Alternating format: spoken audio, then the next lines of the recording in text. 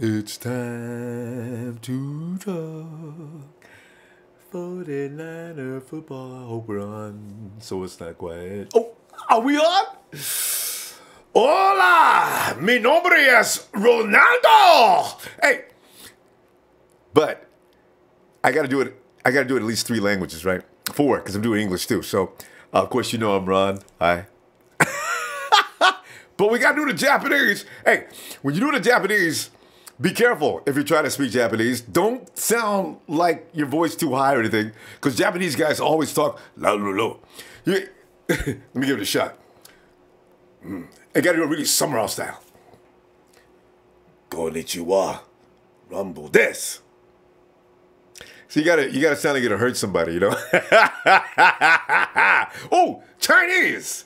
你好，我是 Ronbo. Hey, what I leave out? I'm working on my French too. But not today. There, what's up? Hey, congratulations to DeForest Buckner. Hey, where's Jeff Tan? As Jeff Tan put it. He put a ring on it. Defoe. Hey, I hope that makes him even more aggressive out on the football field. Yeah, I worry about it. Him getting married now, he's got to get all laid back and sweet and kind and cuddly. You can't have a sweet and kind, cuddly DeForest Buckner. Daniel Serrano, hey, the mods. Please cooperate with our mods today. And fam, remember, if you are caught being racist, I'm sure they will erase you immediately. But mods, I do hope that you will allow the 49er haters to come in and say just a few words enough to get the get out. You know, because it's so much fun to watch them come in and say the wrong thing. In fact, it's like Salvador Berbiska said last week, let him go back and forth a little bit and then throw him out. But haters are probably watching up. Oh, you guys think you go set us up like we go come in there?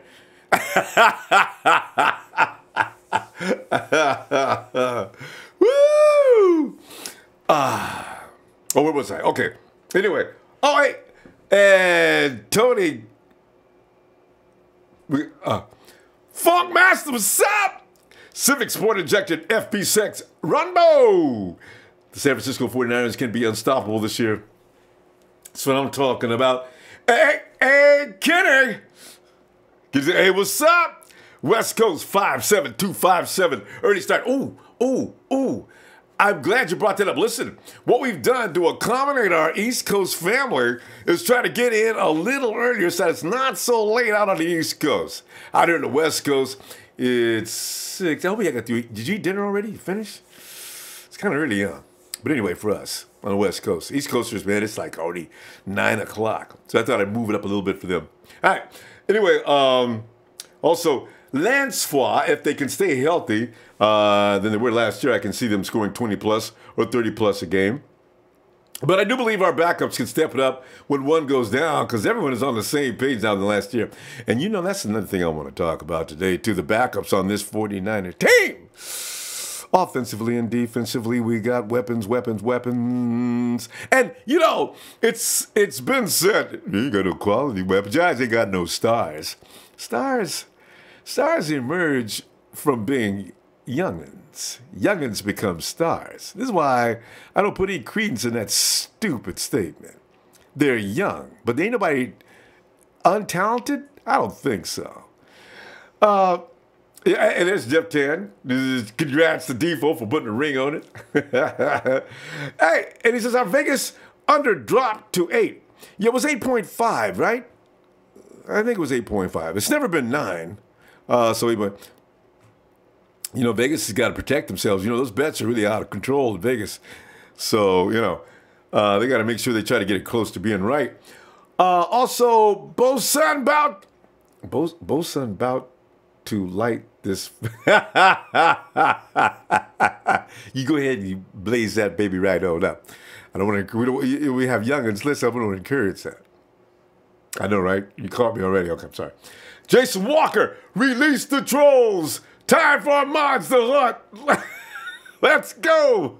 Tony Cope says, hey, the Cope family says hello and go Niners. Jeff Tan unleashed the dragon Ronbo on Rudy. Rudy, boy. Ron, man, I'm a Niner. Oh, give me it. And there's Grady Westberg, too. Both of you guys.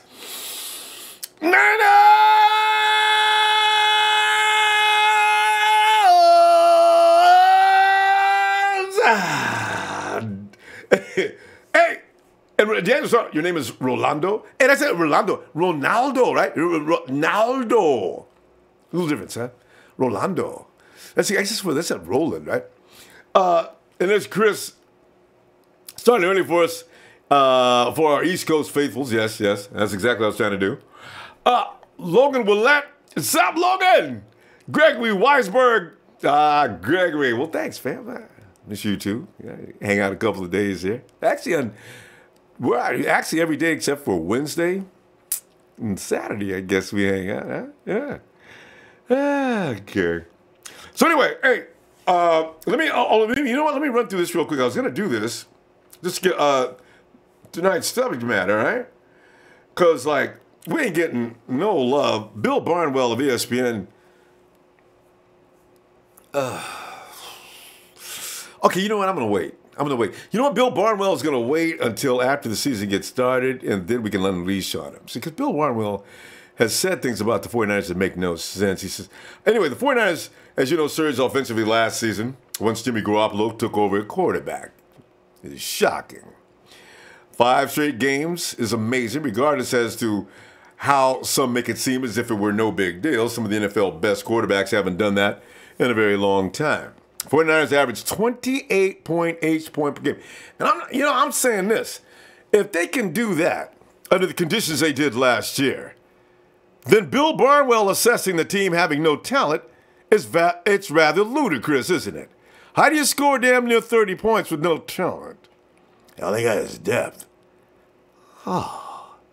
You see, it's not about, you need to be able to have granted, Jimmy G and Kyle Shanahan are the pulse of the offense. But they still need weapons to use. If those weapons are rated by some as being poor, then that's on them as a poor evaluation. Marquise Goodwin obviously is a 1,000-yard-a-season gainer. Got that kind of talent. That's all I'm talking about. He missed it by 40 yards. Okay, but he still has the ability to do so. And had he started with Jimmy G at the beginning of the season, there's no doubt in my mind that he would have got 1,000 yards. Pierre Garçon is a 1,000-yard gainer. And we now know that Trent Taylor is one of the best there is in the game as far as running slant routes. He never misses. So how are you going to tell me that they don't have any stars on this team? Is amazing. George Kittle has been projected this year by more than one person to possibly be one of those weapons that no one seen coming out of the 5th round. We already know about Kendrick Bourne. And Dante Pettis, we'll find out more about him, but he has all what you need as far as the ingredients to be a real stud muffin. Going into 2018, the Niners have become a hot choice to be an emerging franchise with the Kyle Shanahan schemed offense. And the Vegas houses are piling money on the 49ers like no other team. Now, you just heard Jeff Tan say about the edge dropping down to just 8 games. So we'll see where that goes. But not everyone around the NFL is brought into the talent level on the 49ers roster. I mentioned Bill Barnwell. If you get a chance, go over to Bill Barnwell's page. It's hilarious. I went over there after I read, a couple of days ago, I went over there to check out on Bill after I read his old nasty article, right? There was an army of people over there. I mean, people were just bashing Bill Barnwell, just bashing him. And I looked up to, hey, yo, Bill, you know what? I'm going to give you a break, man. Everything that I was going to say has already been said a few times. But you know what? Cut it out, man. If you need attention, then go down to the gym or work out with your fat self. You know,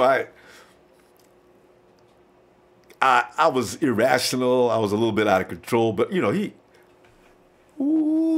some of these writers do things like this just to get attention. You know what I'm saying? Bill knew he was going to get flamed for that. He had to know. Fool. So anyway, Barnwell ranks the 49ers as being the 3rd best collection of offensive skill position players in the NFC West.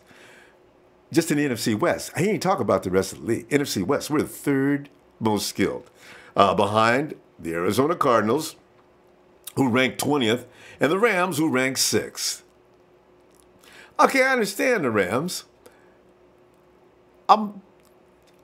The Cardinals got Larry and who else? I think they lost a couple guys. All right, anyway, Bill, it's whatever.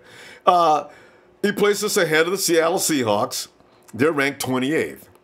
Then Barnwell really got nasty, saying the 49ers have their star quarterback and offensive guru as coach, but they're more about depth and impact contributors at the skill positions. The curious decision to pay Jerick McKinnon more than $10 million in 2018 to join Kyle Juszczyk in the backfield gives the Niners two versatile players, but neither has been particularly effective as a runner nor receiver during the majority of their respective careers.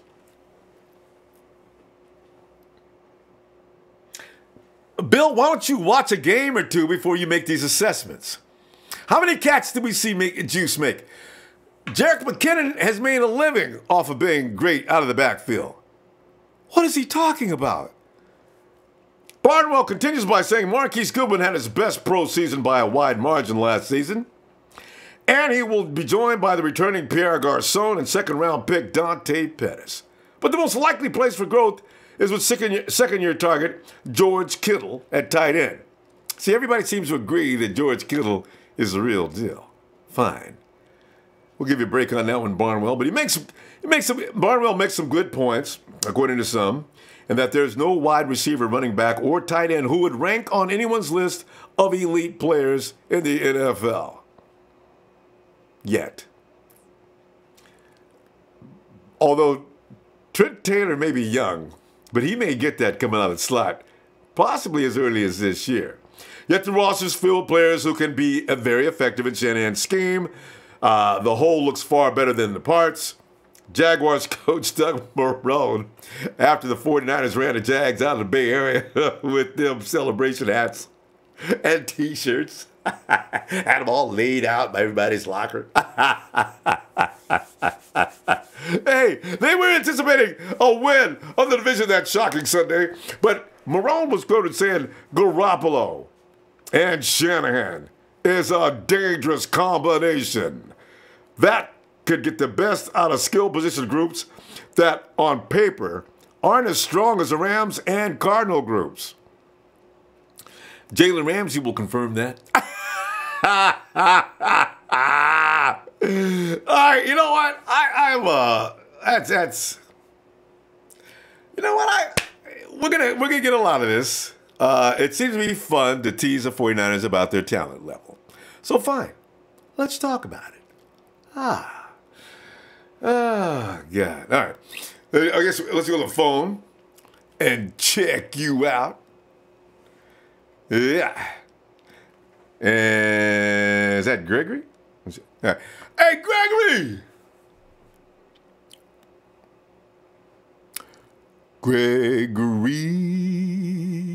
By the way, we're a little early tonight. If you'd like to join in on the chat and you're watching on YouTube for the first time, what you need is a Ronbo Sports app. You go get that. It's absolutely free. Just download that. And what you'll find inside, you'll see the phone number and the PIN number. You can call on in here. And tonight we're talking about the 49ers offense being underrated. And we'd like to talk about why is that? I mean, you score nearly 30 points a game. Your offense is still worthless, ranked third worst in the NFC West. Now, why would that be and how would that be? Check out over here as well. Jason Walker says, I need some... Oh, we're going back over here. Yeah, is Gregory there? Gregory, are you there? Hello.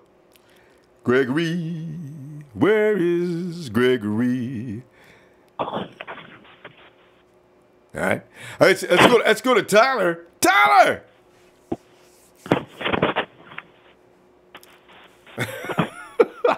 Somebody's scratching around. Ronbo. Yeah. Well, Tyler, tell you, man, we're used to insults, so we've been going through insults for like the last 2 years. Wait, two and a half years. So, you know, We should be able to deal with this by now. But Tyler? Is that you? Hey, yeah. Like I said before, coaches in this game, and some players even, and us as 49ers fans, we all know we saw him play. We know, and we've all said, like even coaches in the NFL have said, he's the real deal. The announcers on games have said, this kid is a whole different animal. And they also said, because you remember that announcer when Jimmy was mic'd up, he said, this kid is a whole different animal. And then Doug Marrone, Sean McVay, these guys are good coaches in this game, and they said, this guy can play ball. And I remember hearing out of New England when he was still there, this kid is ready to be a franchise quarterback. And that's all we've seen. We haven't seen nothing less of that. There it is. You know what, though? They're not really talking badly about Jimmy G. I think they're talking about everything besides Jimmy. You know? That's what bothers me. He makes everyone better. Yeah. So it doesn't matter. He enhanced. I mean, when you I like to reiterate this over and over and over again. Hoyer and Beathard are good quarterbacks. Yeah. The offensive line just couldn't hold. But the problem with Hoyer was he'd just fall down whenever guys get close to him. Beathard would take the hit. But the thing is, like I said, Jimmy is special. He's not normal. Like you always say, he is not normal. He's an absolute freak. That's what I like about him. He makes no sense. Oh, yeah, he does you know things what? that aren't possible. You know what? Our varsity is actually going to Eastern Illinois, and my I'm not varsity yet, but my coaches asked me, they're like, what if Jimmy Garoppolo made a surprise appearance? And I'm like, I would be so mad. I would. I was like, man, I would have missed that. And he's like, oh, we'll get you like his autograph on like a Rams head or something. I'm like, no, don't do that.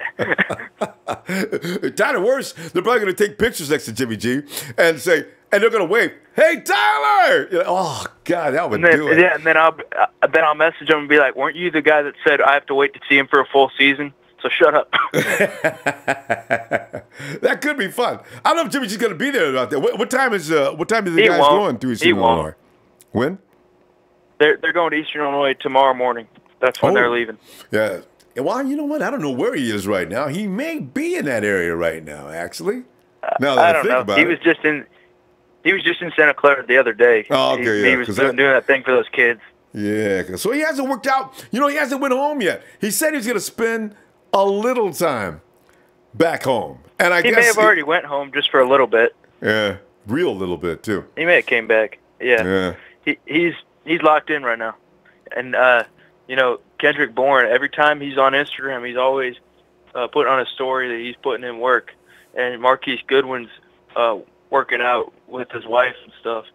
And they're all putting in the extra work. So Solomon Thomas, we've seen that too. And if Solomon Thomas breaks out as a pass rusher, man, I'm telling you, it's over. Whoa. It's a lock. Yes. That's all everybody's waiting for. He is key. A number of writers already made a big deal about that already.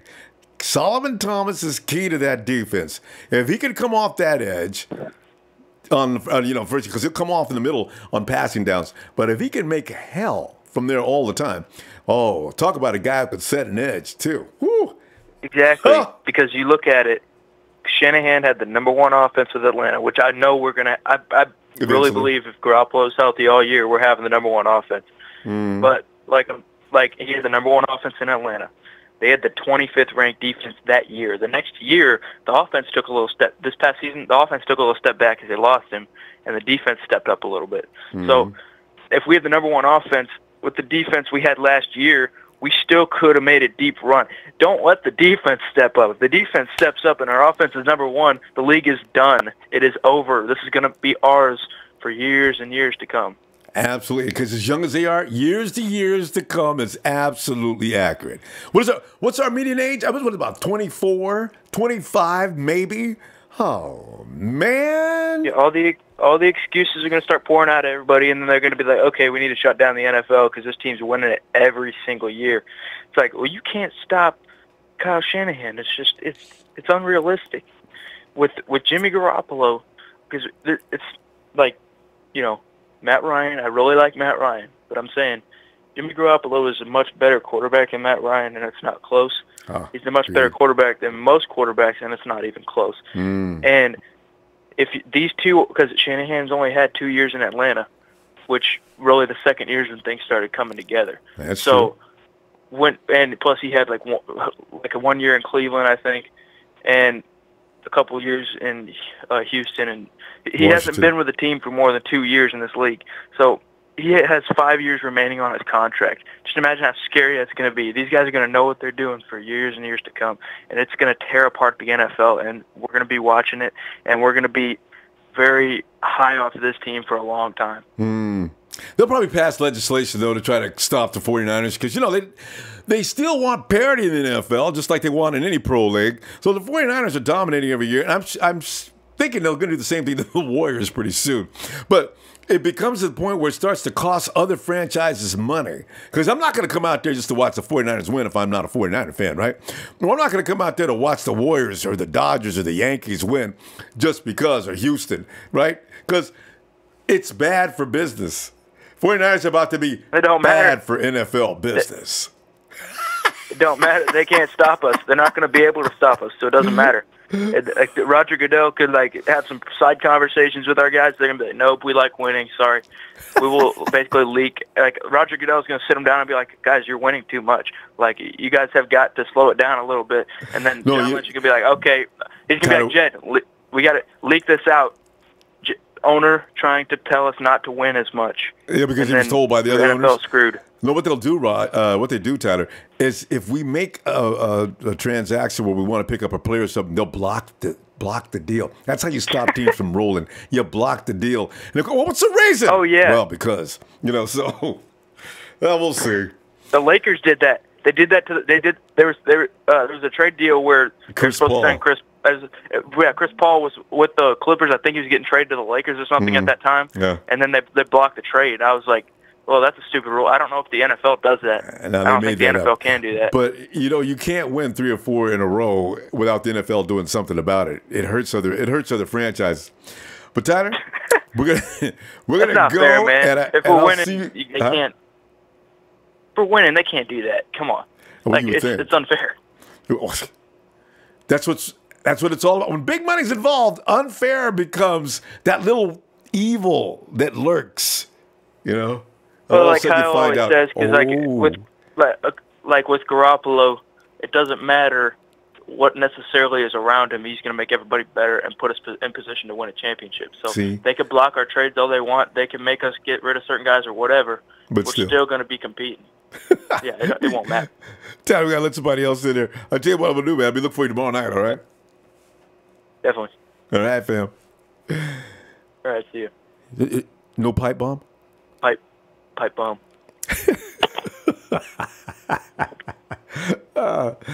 Hey! Go here. All right. Hey, I'll see if we can find Gregory. Hey, Gregory, are you there yet? Hey, I'm here. Yeah! Gregory! Oh, my God, Ronbo. Right when I go up to get you give me a shout out. I'm like, wait a minute. Gregory, did you censor yourself on that sentence? You said right when you go what? Right when I was going up to get some water, I come back and I hear you going, Gregory, and I'm like, no!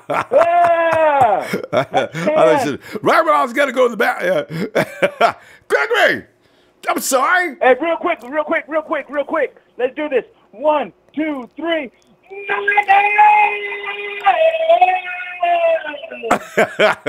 Gregory, man. Gregory, you're not on speakerphone, are you? No. Okay, because I was a little faded there, but I can hear you a little better all of a sudden, though. All right, Gregory. There you go. Maybe it's the distance of the phone to the face. Oh well, let's see that. Hell of the way he pointed it out too. Gregory's holding the phone back here. It's probably right because you know what? If you yell on the phone like that, I'm not sure what kind of damage it does. I do it all the time, and I'm always buying phones. I wonder why. Gregory, though, talking. I got some stuff on my mind. What? No, go ahead. And this is not, it's not really Niner related. It is a little bit, but there are some haters I got to call out. And there's some people I got to call out right now. Because help yourself. I love your do show, not like man. haters. I love this show. And something I've noticed is when I go online, when I find things, people try to say, oh, like, what do they think about Ronbo Sports? And they'll say, oh, it's a good show, but I prefer intellectual things, or I prefer something a bit more higher. I'm like, what the? Are you listening to the same show that I'm listening to? Because I'm getting all of that. You can have both hype and intellectual discussion at the same time. The two are not. You can do both. Yeah. You can do both. Like the last show you had with the guy that was from the 49ers zone, and he was talking. Both Al Sacco and Zane. Yeah. Yeah. Zane. You got Zane on. Zane was on. Zane was on just the other day. Amazing. It was so good. I learned so much, and I just got to say, anyone who's gotten that mindset of, oh, this isn't an intellectual show, dude, you're on the wrong track. You're on the wrong. No. What we try to do is get away from the extreme intellectual edge, and I find that because the fact is it's a little boring. You can get that. 9 out of 10 channels are. And the 49ers can depend this year on offensive progress due to the fact that Kyle Shanahan is one of the most brilliant minds in offensive football. Their biggest takeaway could be the defensive edge. Can the defense sustain 4 quarters of football in order to keep a team on the top? You can go on like that. That to me is anybody can do that if you know anything about football. But can you have fun with football? That's my thing. So let the high intellect people continue to go to other places. It's okay. Oh. Yeah, man, and I really appreciate that. I appreciate having this where I can get hyped up about my team and still also have some real good, honest discussions, Like you brought up some good points about Mike McGlinchey, It's like, he's got the issues with pass protection. Is he going to do it? And, Zane helped us kind of hype ourselves out of that a little bit, He's like, don't worry about it. I guess we'll just have to wait and see. And I love the way Zane pointed out because he gave you every angle and every dimension of Mike McGlinchey. But here's another thing. What they said happened to him in college, and the coaching at Notre Dame, I'm sure, is good. But what I do wonder about is, was it coaching, or does he have footwork issues or anything like that? Because I would think pass protection might be a little difficult because you need to have cat-like reflexes for guys that are fast on defense. If they come charging around and put a few moves on you, Joe Staley is a master of dealing with that. And I'm hoping that him and Mike can hang out a lot on the field and Joe can participate. All right, look at your feet. All right. If he makes this move, and this is the oldest move in the book, because Joe's seen every move, right? This is the oldest move. Joe's seen it all, man. He's been around, 2007? 2008? Oh, yeah. He's been around for ages. Yeah. And how many times has he been an All-Pro? Oh, yeah. He's a beast, man. Yeah. And it'll be good though because with we got to deal with the AFC West, and they got some insane pass rushers, So we'll really get to test Mike McGlinchey. I know. He's going to go up against Von Miller. He's going to have that. He's going to have plenty of time to prove how elite he can be. And we do play Denver. You're right, and they got a couple other guys too. You know what though? It's edge rushers. The interior rush, I got a feeling we've got that. I want to see McGlinchey get tested and see how he does. Now, as a rookie, they're probably going to take a little bit of advantage of him. But since we got Jimmy G, you need not be concerned with that because he knows how to manipulate that pocket in such a way that they're probably not going to touch him. And Shanahan's brilliance. I mean, the sacks dropped an insane amount. With Zane Beatles at right tackle, with Zane fucking Beatles, it dropped to. When Jimmy came on, it still dropped to like 2 sacks a game versus 3.2, something like that. That's G. With Zane Beatles. That's it. He gets rid of that ball quick, okay? That's why I'm always laughing when people think, oh, man, they go, Khalil, especially Raider fans, Khalil Mack go eat when he play y'all. He better bring his bowl of cereal out on the field because he ain't eating nothing else. Because I don't know why they think Khalil Mack is going to be able to beat everybody else. He ain't. You know what? Jadeveon Clowney got. How many times did he get to Jimmy? Once or twice? I know he got Jimmy once, but it's after he got rid of the ball. He had a lot of pressures on Jimmy that game, right?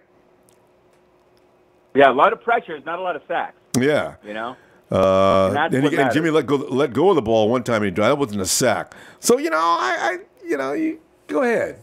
Bring Khalil Mack. Yeah, and Clowney, he's up there with the best of them, Yeah. it's like that was a great test of Jimmy with an O-line that was really beaten up. Mm-hmm. So you tend to think, what is it? It's kind of like Zane was saying, a lot of those past games, you look at them and you see the scores, and the scores kind of hide the truth. Mm-hmm. They don't tell you the real story. And same with statistics. You got to really look at each play to dissect and say, like, oh, you know what? Even before Jimmy, we lost 5 games by like 3 points or something, 3 points or less. 3. It was like a total of 11 points. Yeah. Which would have been, if we had won those games, it would have been we would have had a winning record. It's those little tiny things, and Jimmy's that piece that pushes you over the edge. Mm-hmm. He's that piece that takes you and says, "You're almost there. Here's some nitroglycerin to take you over the top." And you keep in mind also they were trying to learn an offense. It's really complicated. So that was kind of a hard thing for everybody the first few games. That may not be the problem this year, and that's why I figured the 49ers to take off. The first 6 games in a row will be Niners. I just something about the momentum carried over from last year, along with the fact that they know what they're doing now, and they got a lot of guys returning. I don't see how anybody's going to be able to actually beat the 49ers, but it sounds so crazy that nobody can accept it. I know, it does. Here's the one question before I go. I got to ask you, what do you think is going to be what's going to be the score? 49ers at Minnesota without Ruben Foster.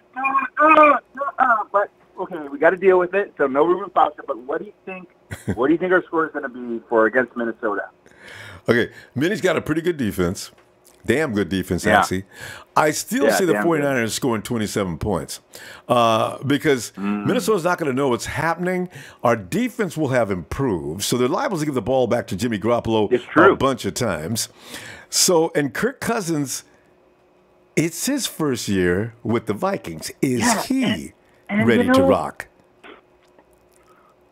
We'll see. Like, it's hard because, I know that he was a favorite with Shanahan, but I don't see him doing well against Jimmy G. I just don't. Against the 49ers defense is what he's going to deal with. Oh, especially in a 2-minute drill situation. Who do you think wins that round? Oh, yeah. Gregory. What comes down to in that 2-minute drill.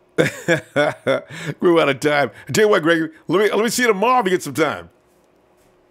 Okay, yeah. I'll call back, man. All right, man. Be looking for you. Real, and you keep those haters. You don't let those haters bug you, man. You don't let them. No, I ain't changing for them. You keep Forget doing it. you, man. Promise. All right. Later, my man. Yeah. Have a good night, Gregory. Yeah. And we go to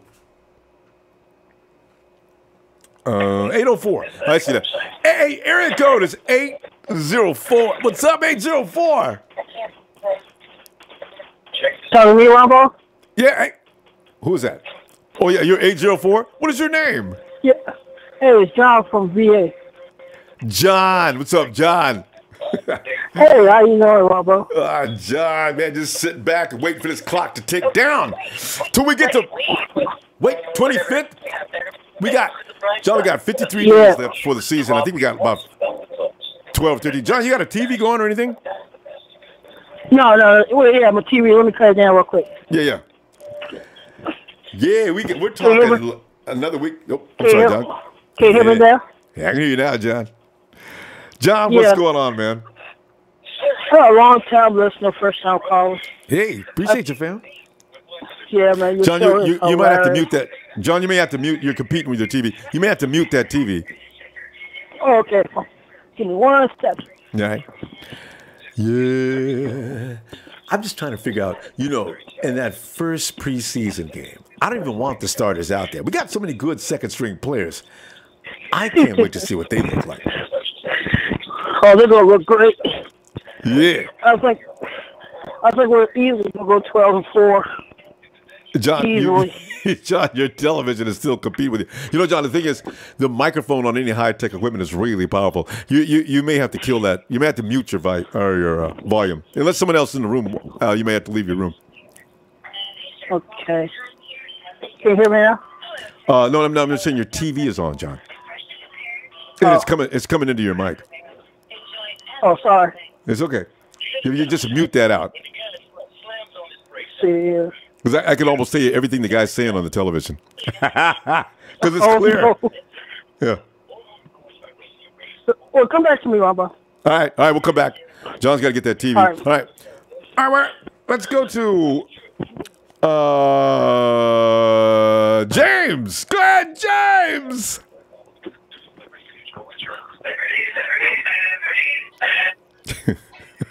John's really working with that TV. Hey, James. Hey, how you doing, man? James, doing all right, man. Just sitting back here and, I have yet to develop a thick skin. The haters are still going to come in and make these writers. The writers are going to say things just to get a dig, right? There was no need to say anything bad about the 49ers offense, but no, they got to say it because they know everybody's going to come after them. Because after I was going after Bill Barnwell myself, I had to stand in line to get at him. I see, man, these dudes, man. This is how you get famous, huh? Say something nasty about the wrong fan base's players. Good Lord. Well, I think people kind of seen how the Patriots for years just showed supreme dominance year in and year out. And I think a lot of teams, fans were like saying, our day is coming like that, man. We're gonna see days like that eventually. And then the 49ers fans, for the last 3 years with that Kaepernick episode, okay, it was sugar in the beginning, but it turned to, I'll tell you the two initials, it starts with an S and an H, okay? That's what it turned to. It went from sugar to start with an S and an H and ends with an I and a T. God, and we were so miserable. And now the first greatest thing they do is hire Shanahan last year and let him pick his GM, who happened to be John Lynch. And then they brought on all the recruiting team, Adam Peters from Denver. And we did things last year. In the beginning, we all had high hopes, but we were under a quarterback by the name of Brian Hoyer. And I see how he got the name of Destroyer, because that's what he will do. Destroy his your own team with ineffective offense, okay? He will destroy his own team. Then they drafted CJ. CJ just needed more time to grow and probably get acclimated to Kyle Shanahan's offensive scheme. But then come Halloween, I thought it was a joke when I looked on the news and said, and it's on NFL Total Access, that the 49ers had traded for Jimmy Garoppolo from the Patriots for a second-round pick. It was Halloween night. I thought it was a joke. I was like, you know what? I ain't going to let myself get worked up like this, man, okay? Because back then I was kind of taking pain medicine, and I didn't want to, wind up the dosage. Taking the wrong amount of dosage or something like that. So at the same time, but then I watched him sit behind CJ for a month, and I must tell you, imagine if we would have traded for Garoppolo, like maybe say, let's say like August of last year or this time last year, and knew that probably he would be starting probably the fourth or the fifth game of the season. Might even been the second, might have been the first game. Actually, if we would have gotten that early. And I can guarantee you, we would have been up there most likely in the top 3 teams that were going to play somebody for a Super Bowl.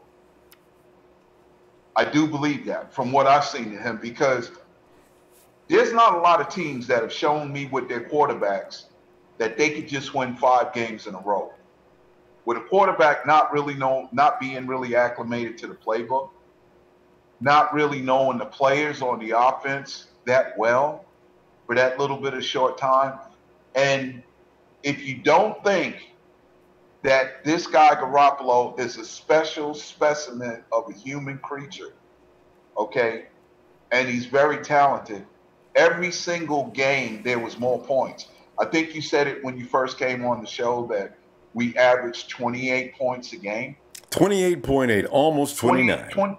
almost 29 points a game. Can you imagine him having a whole season off to learn the playbook, get better acquainted and accustomed to players and how they run routes, what they do talent-wise, and knowing what kind of skill set he can use to play along with them? I can guarantee you, I believe that 28.8 is probably going to go up to about 30, I'd say 38.6 or something like that, averaging. Mm-hmm. Because I look at some of the plays when it was people like a bad running back like Carlos Hyde, who if you ran him through the halfback dive, he could kill it. If you ran him through a zone read, he could kill it. Mm-hmm. But to let him go 12 yards off the offensive line, out of the backfield, and catch a soft pass to him, there was a possibility that he would miss more than he would catch. And he did. Because he had 90 attempts and only completed like 52 out of 9. I think it was 96 attempts for 52 completions. Oh. You can't win with a guy like that. And now this team is really poised right now and really set. And they've got a bunch of young players that going forward, they could see themselves, getting to the biggest of games, the Super Bowls, continuously. Not just, I don't think we're going to be just a one-hit wonder. I think we're gonna take the league by storm, just as great or even greater than the Patriots did with this guy. And if they can just all play together, learn the system, and just get better at their craft. And you could start to see it at the end of them games last season. Mm-hmm. And even on the early set of games, when we were up until the third quarter, we had teams couldn't score a point on our defense. But it was that third quarter when they were starting to wear down because they had been on the field so much. There you go. James, we're going to hold it there. And James, we'll pick this up tomorrow night right there. Remember, James is on the defense. Talk about how good they're going to do. Because there is the reason why we're going to win games. Jimmy's going to be fine. Him and the offense. Most of the times, I'll say this before you go. I know you got a lot of callers, but most of the times, it's a very juggernaut offense that will get a team to a Super Bowl and their defense plays subpar defense. Yeah. But very rarely do you have a team that their defense is just as good as the offense. And I think that's what may be setting in Santa Clara. And we're going to see. Love what you do. Keep doing it, Ronbo. Keep the show going. Niner Empire, Niner for life. Have a good night. James, look forward to tomorrow, fam. All right. Yes, sir. By God's will, bro. Now, James. And there's a sheet. And don't forget to hit that like. Let's get. Hey, John, let's see if John is all ready. Hey, I hear silence. It's John. I'm here. All right. That sound better? Yeah, that's perfect, John. John, what is on your mind, man? Because right now we're talking about the disrespect the 49er offense is still getting. John, we averaged dang near 30 points going into the end of the season, and the writers are still saying they still ain't got no offensive talent. Oh! Yeah. How do you score almost 30 points a game and not have any offensive talent? Yeah, those are the same writers that said the Jaguars weren't going to make the playoffs last year, so what do they know? You know, and I think they said the same thing about the Eagles. There's no way the Eagles go and win the Super Bowl, right? Correct. I want to piggyback off what Mr. James just said about Jimmy Garoppolo is greatness. They did an article a while ago in Pro Football Focus about how quick Jimmy Garoppolo's releases from the football. You realize when he was getting ready to throw the football, he only averaged last year 0.4 seconds to get rid of the ball. And he still got it off with incredible accuracy. Think about that. That's less than a second. Mm-hmm.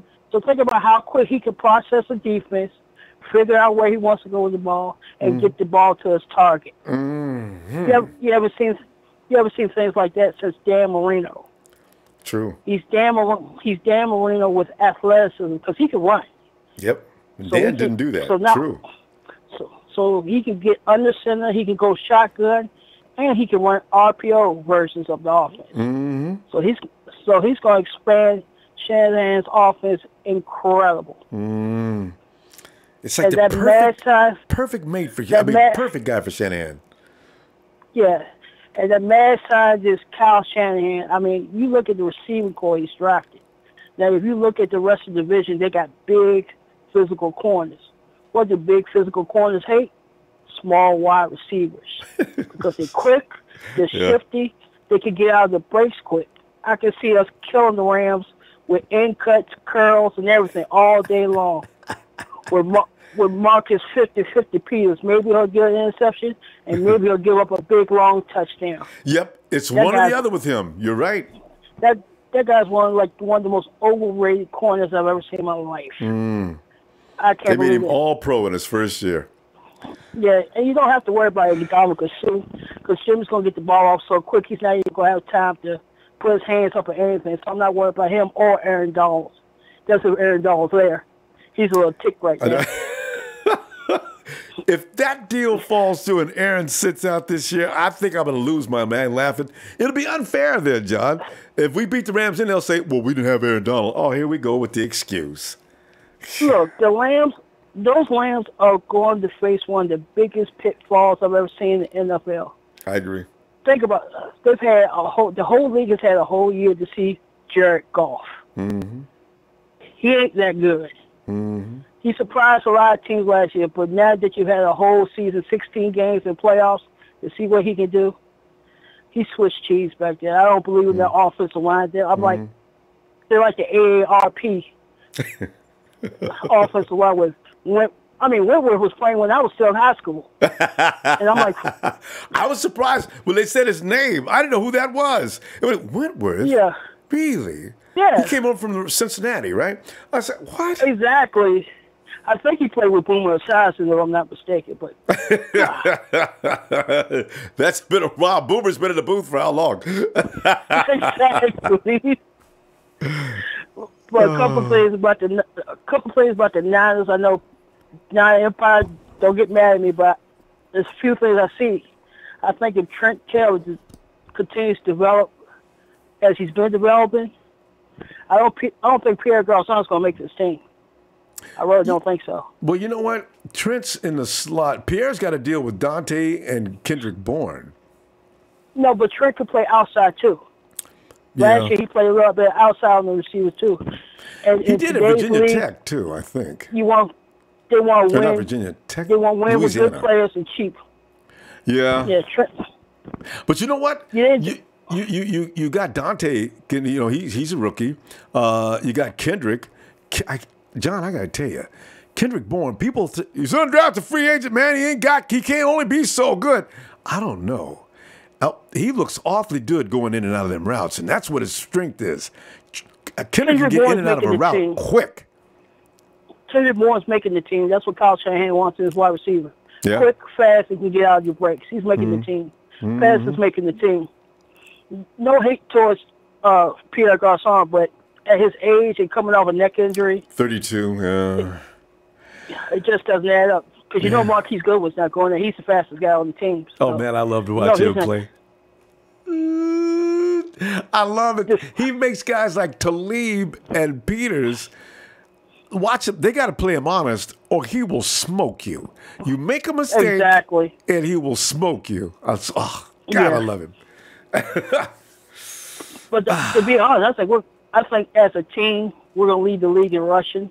I mean, you got Jerick McKinnon back there. You got Matt Breida back there. And a lot of people sleeping on Joe Williams. But let me tell you something. If Joe Williams is healthy, he's going to get all the red zone looks when we're trying to smash the ball in the end zone. He's big, and he can run that zone offense to perfection. He's got all the qualities, inside, outside. And, man, can he hit that hole quick and accelerate out. That's what I love about him. Exactly. I really think we're going to keep 4 backs. We're going to keep those 3 and use check, and that's going to be our 4 backs. And kill. Oh, my God, kill him. Oh, he's just going to kill everybody across the middle. He's going to kill everybody across. This offense is tailor-made for him. Tailor-made. And I mean, Kyle like Shanahan, oh, man, he uses a tight end, especially when all Kittle is a tight end, a wide receiver and a tight end body. But Kittle likes to block. He is such a complete player. Man. But this offense with Kyle Shanahan, I don't see how you stop it, honestly. It's too many options. Tell you. John, we're gonna have to stop, but I tell you what, John, since you found out how to get in here, I'll look for you tomorrow, man. Appreciate it. Hey, shout out to the Niner Empire. Shout out to Trey. You know everybody. Everybody. I enjoy listening to all y'all, man. Much respect. Hey, Ronbo, can I get one of those shouts, please? Oh, you know! Niners!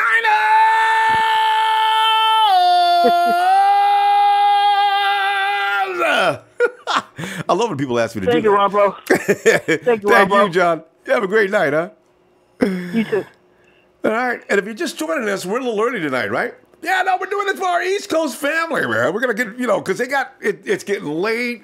People got to get up and go to work, so we'll make sure they can get on in here. Here. Let's see. Operator Spartan 1. Raiders are just butt pirates, but in reality, I was probably not supposed to read that on the air. Huh? Pedro Rivera. I'm just going to try to pronounce that. Angel Cortez, what's up? Pedro Rivera. That boy Solly putting in work. You know it, man. I'm telling you. And Mr. Joe Papper, 6 o'clock start. Sweet. Yeah. Daniel Serrano, please respect El Ronbo. Thank you, fam. John Delvin. I haven't seen John in a long time, huh? Nobody gives ASF about the World Cup. It's only Niner football. Oh, actually, I got to say real quick, though, John. I think I won a bet with the French. Now, all of a sudden, I'm thinking, French wine is something really special. French fashion, I think it's all very nice. And actually, the French are pretty good at kissing. So, today it's all about the French. Jay says, what up, faithful? Jordan Kelly, best live show on YouTube. Thanks, Jordan. Logan Willett, 49ers are going undefeated. You see, if we were to start the season like going about 8 or 9, 10 games in a row, we're going to think that way. I think the 49ers are going to win. I said the 49ers will win the first 6 for sure. But they'll be so confident at that point, that could get crazy. And San Francisco, we're getting close. Damn, next Wednesday, back to camp. Oh, it's as early as next week. Boom, boom, boom, boom. Yeah. Oh, Mina's going to come out there and tell us about what's going on. Watch out for Grant Cohn. He'll make you feel bad about what's going on out there. Boy, Grant, would you take it easy? Jordan Kelly, we in the playoffs, I believe it. Go hard. What up, Ronbo Maniacs? Go hard here, reporting for duty. I like your style, go hard. Oh, where are we going? Okay. Mr. Joe Pappy, dog days almost over. Thanks for getting us through them, Ronbo. Hey, man, we both got through these together. You know what I'm saying? It's been a good time, hasn't it? You're right, though. Dog days are coming to an end. Jordan Kelly, like I believe Armstead, Buckner, Solly, T. Marsh will destroy this year. They'll find out soon. Second year in the same system, these boys are going to be ready to rock. Debbie Wright, hey, Debbie! So happy for Defoe. Watch, he's going to cut up on the field now. Dun, dun, dun, dun, dun, dun. Did you see that clip with Devo? The guys are standing outside. Devo, hey, Buck, where's Buck? Buck came out boogieing. Him and his bride. I said,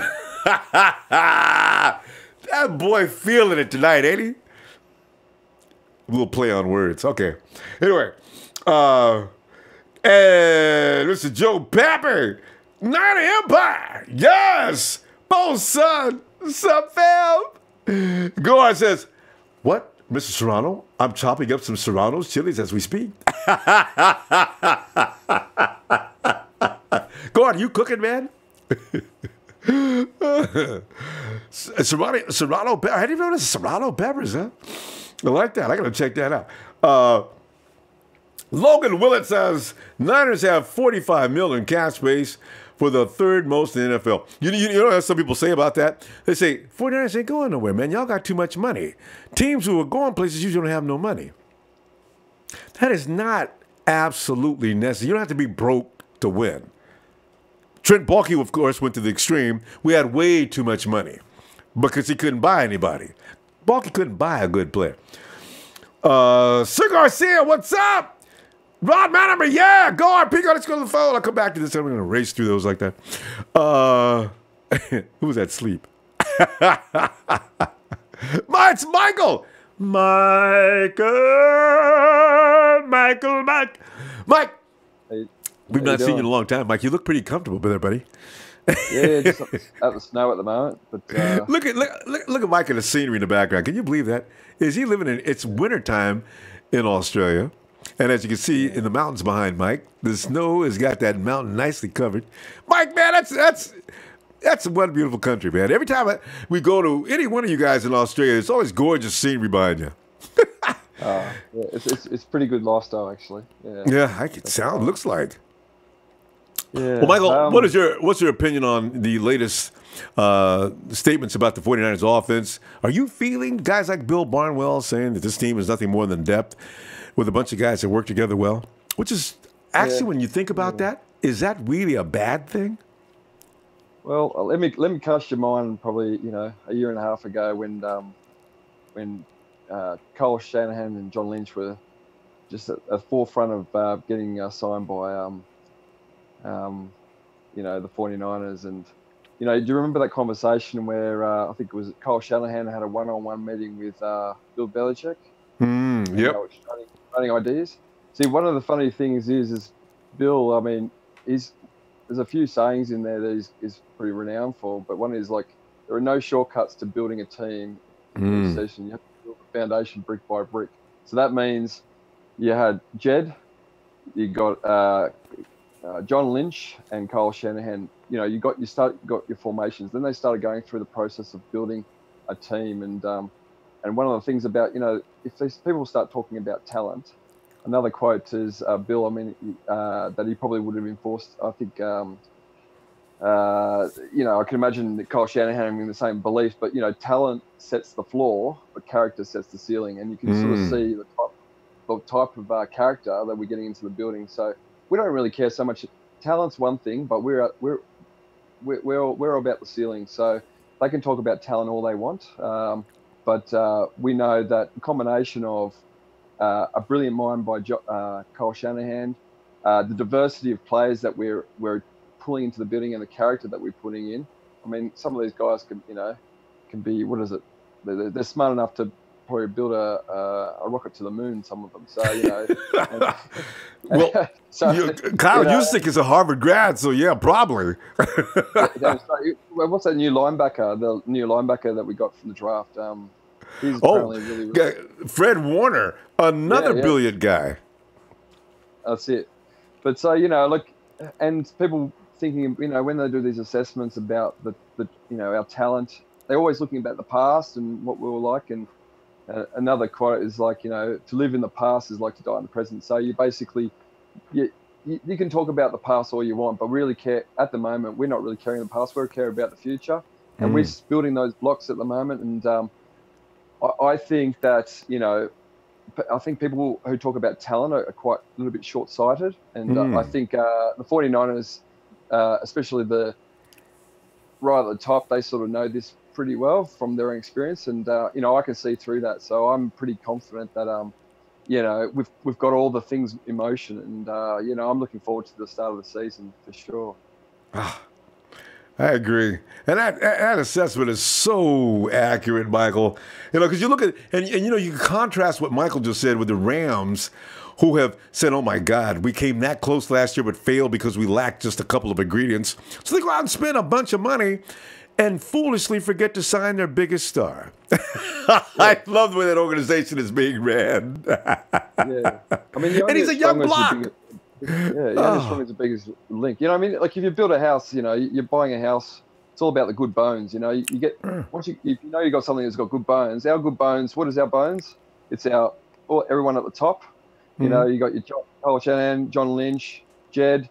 Then you got your key, primary players. You know, Joe Staley and all those number of sort of well-established sort of pedigree sort of players that we've got in the locker room. Then you've got guys that are extremely talented and smart and just basically want to, you know, work every day and for a goal together as a team and really buying into the sort of philosophies about what it's about being a 49er. You comment all that combination. It's like that's the foundation. And once we got that, the reason why we won those 5 games in a row is because of that structure, that foundation, and the versatility and that belief in believing what the Kyle and his system facilitates. Obviously, it helps with a skillful quarterback to be able to put that stuff together. We're almost cheating with the one we have now because that's just really better than I thought it was ever going to. I didn't know he was that good. Yeah, I know, but think about it. Like after this, I mean, this year we'll go past. What are the guys? We're all about looking at players and improving. So we're not going to get people from the draft to just go, oh, this player is about the same as this player. If this player is coming from the draft or some players coming into the organisation, they're coming to the organisation to knock out another person that is of a good talent. So that means we're just going to get better and better. I would hate to say this, but potentially in a 1 to 2 years' time, we could be the Warriors of the of the West in the NFL side. So Michael, you bring a good point there because that could happen within the next 2 years. Why? Because there's going to be those guys that are leaving their own club after their rookie contracts, and they're probably going to want to go just like they want to go to New England. They're probably going to start wanting to go to San Francisco where the weather's a little nicer. So I see that happening. But yeah, mate. So anyway, so the talent doesn't really faze me. It's about the it's about the ceiling for us, isn't it? Yeah, building a solid structure. We've already got the foundations in place. You know, Mike, you make another great point too. Bringing in talent on the draft every year is going to mean somebody's leaving this year. Mike, if you offhand, who do you think is going to knock out who? Just give me a couple. Oh, okay. Well, I hate to say this, but I think Pierre Casson, he might not be here. He just got picked on. Yeah. I think Pettis might, depending on how he goes, I think he might.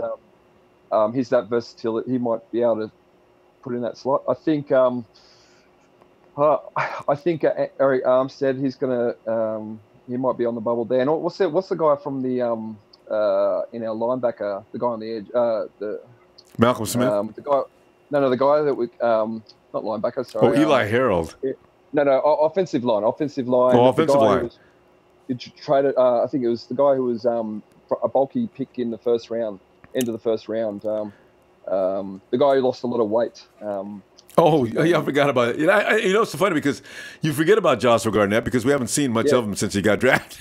The thing with Joshua Garnett, if he doesn't get a starting spot, he doesn't have the versatility as all the other offensive linebackers. So therefore, he's put into the fold, and with his contract for next year at $8 million or whatever it is, it's going to be really hard to see him be a 49er after this year. So here it is. So, anyway, so Mike, we're going to go. So you know what? That's pretty good. Now Joshua Garnett and Pierre Garçon are Mike's guys that get moved out by the process, and Mike just explained very nicely about how every year we're looking to get better. So each and every draft, somebody's going to leave.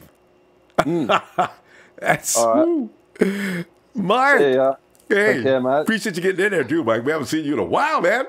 Enjoy that day. Go Niners. Hey, bye, Mike. Oh, God. Yeah, hey, Mike brings up a good point. You know what? Each year, this draft this year, remember they said the 49ers draft this year got a what? I think it got a B, maybe. I'm not sure how high the grade was, but it wasn't that good as last year's grade was really something special. Because, they picked up Solomon Thomas in the first round and also Reuben Foster in the same first round, second round. I mean, last year's draft was hot, though. You look at also, we got Witherspoon last year.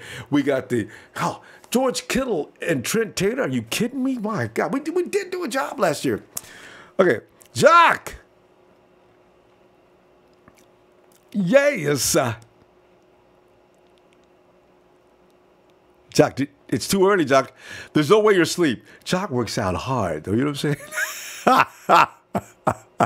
And then he sits down, he tunes in, he kicks back, and before you know it, it's...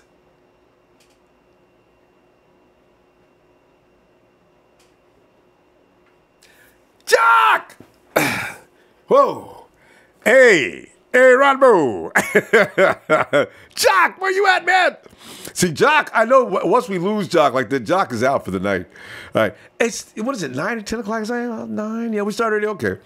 Maybe we'll get Jock. Maybe he went to get a glass of water like John did a little while ago. Hey, Kenny. What's up, Ronbo? Kenny, you, brah. Hey, where you at, Kenny? I'm at work. Okay, look, I thought I saw a bottle racks behind us. Is Kenny at the neighborhood pub? Oh, no, I'm inside a machine right now, so. Oh, no, that is interesting. Yeah. Kenny, I'm a Ronbo maniac, man. I can't stay away. Well, Kenny, I tell you what, man. When you get a chance, you have a Twitter account, Kenny? I do. Yeah, make sure you say something nice to Bill Barnwell. There was a bunch of people there saying very nasty things to Billy yesterday. I'm going to go back and apologize to him and then say something nasty to him again. But, you got to keep it going. These guys got to be held accountable for making nasty remarks about the San Francisco 49ers. We don't put up with that stuff, Kenny. You can't do that. Yeah. You can't. So, yeah. It's all right, man. We're going to shut them all up this year. Yeah. So it's all good. So. But, Kenny, what do you think about our offense? Now, so here's the thing.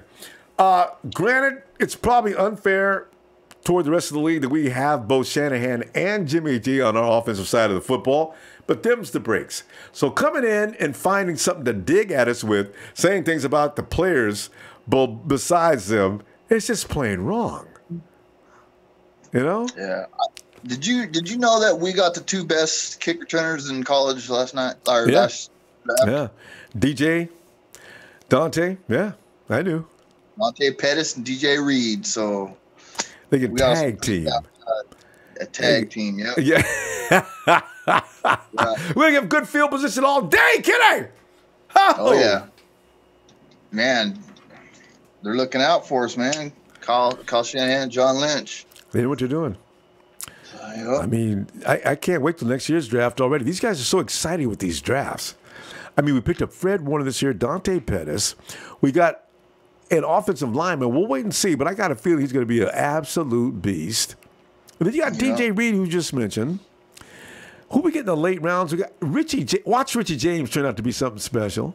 Richie James. I'm just amazed at this. James, bitch.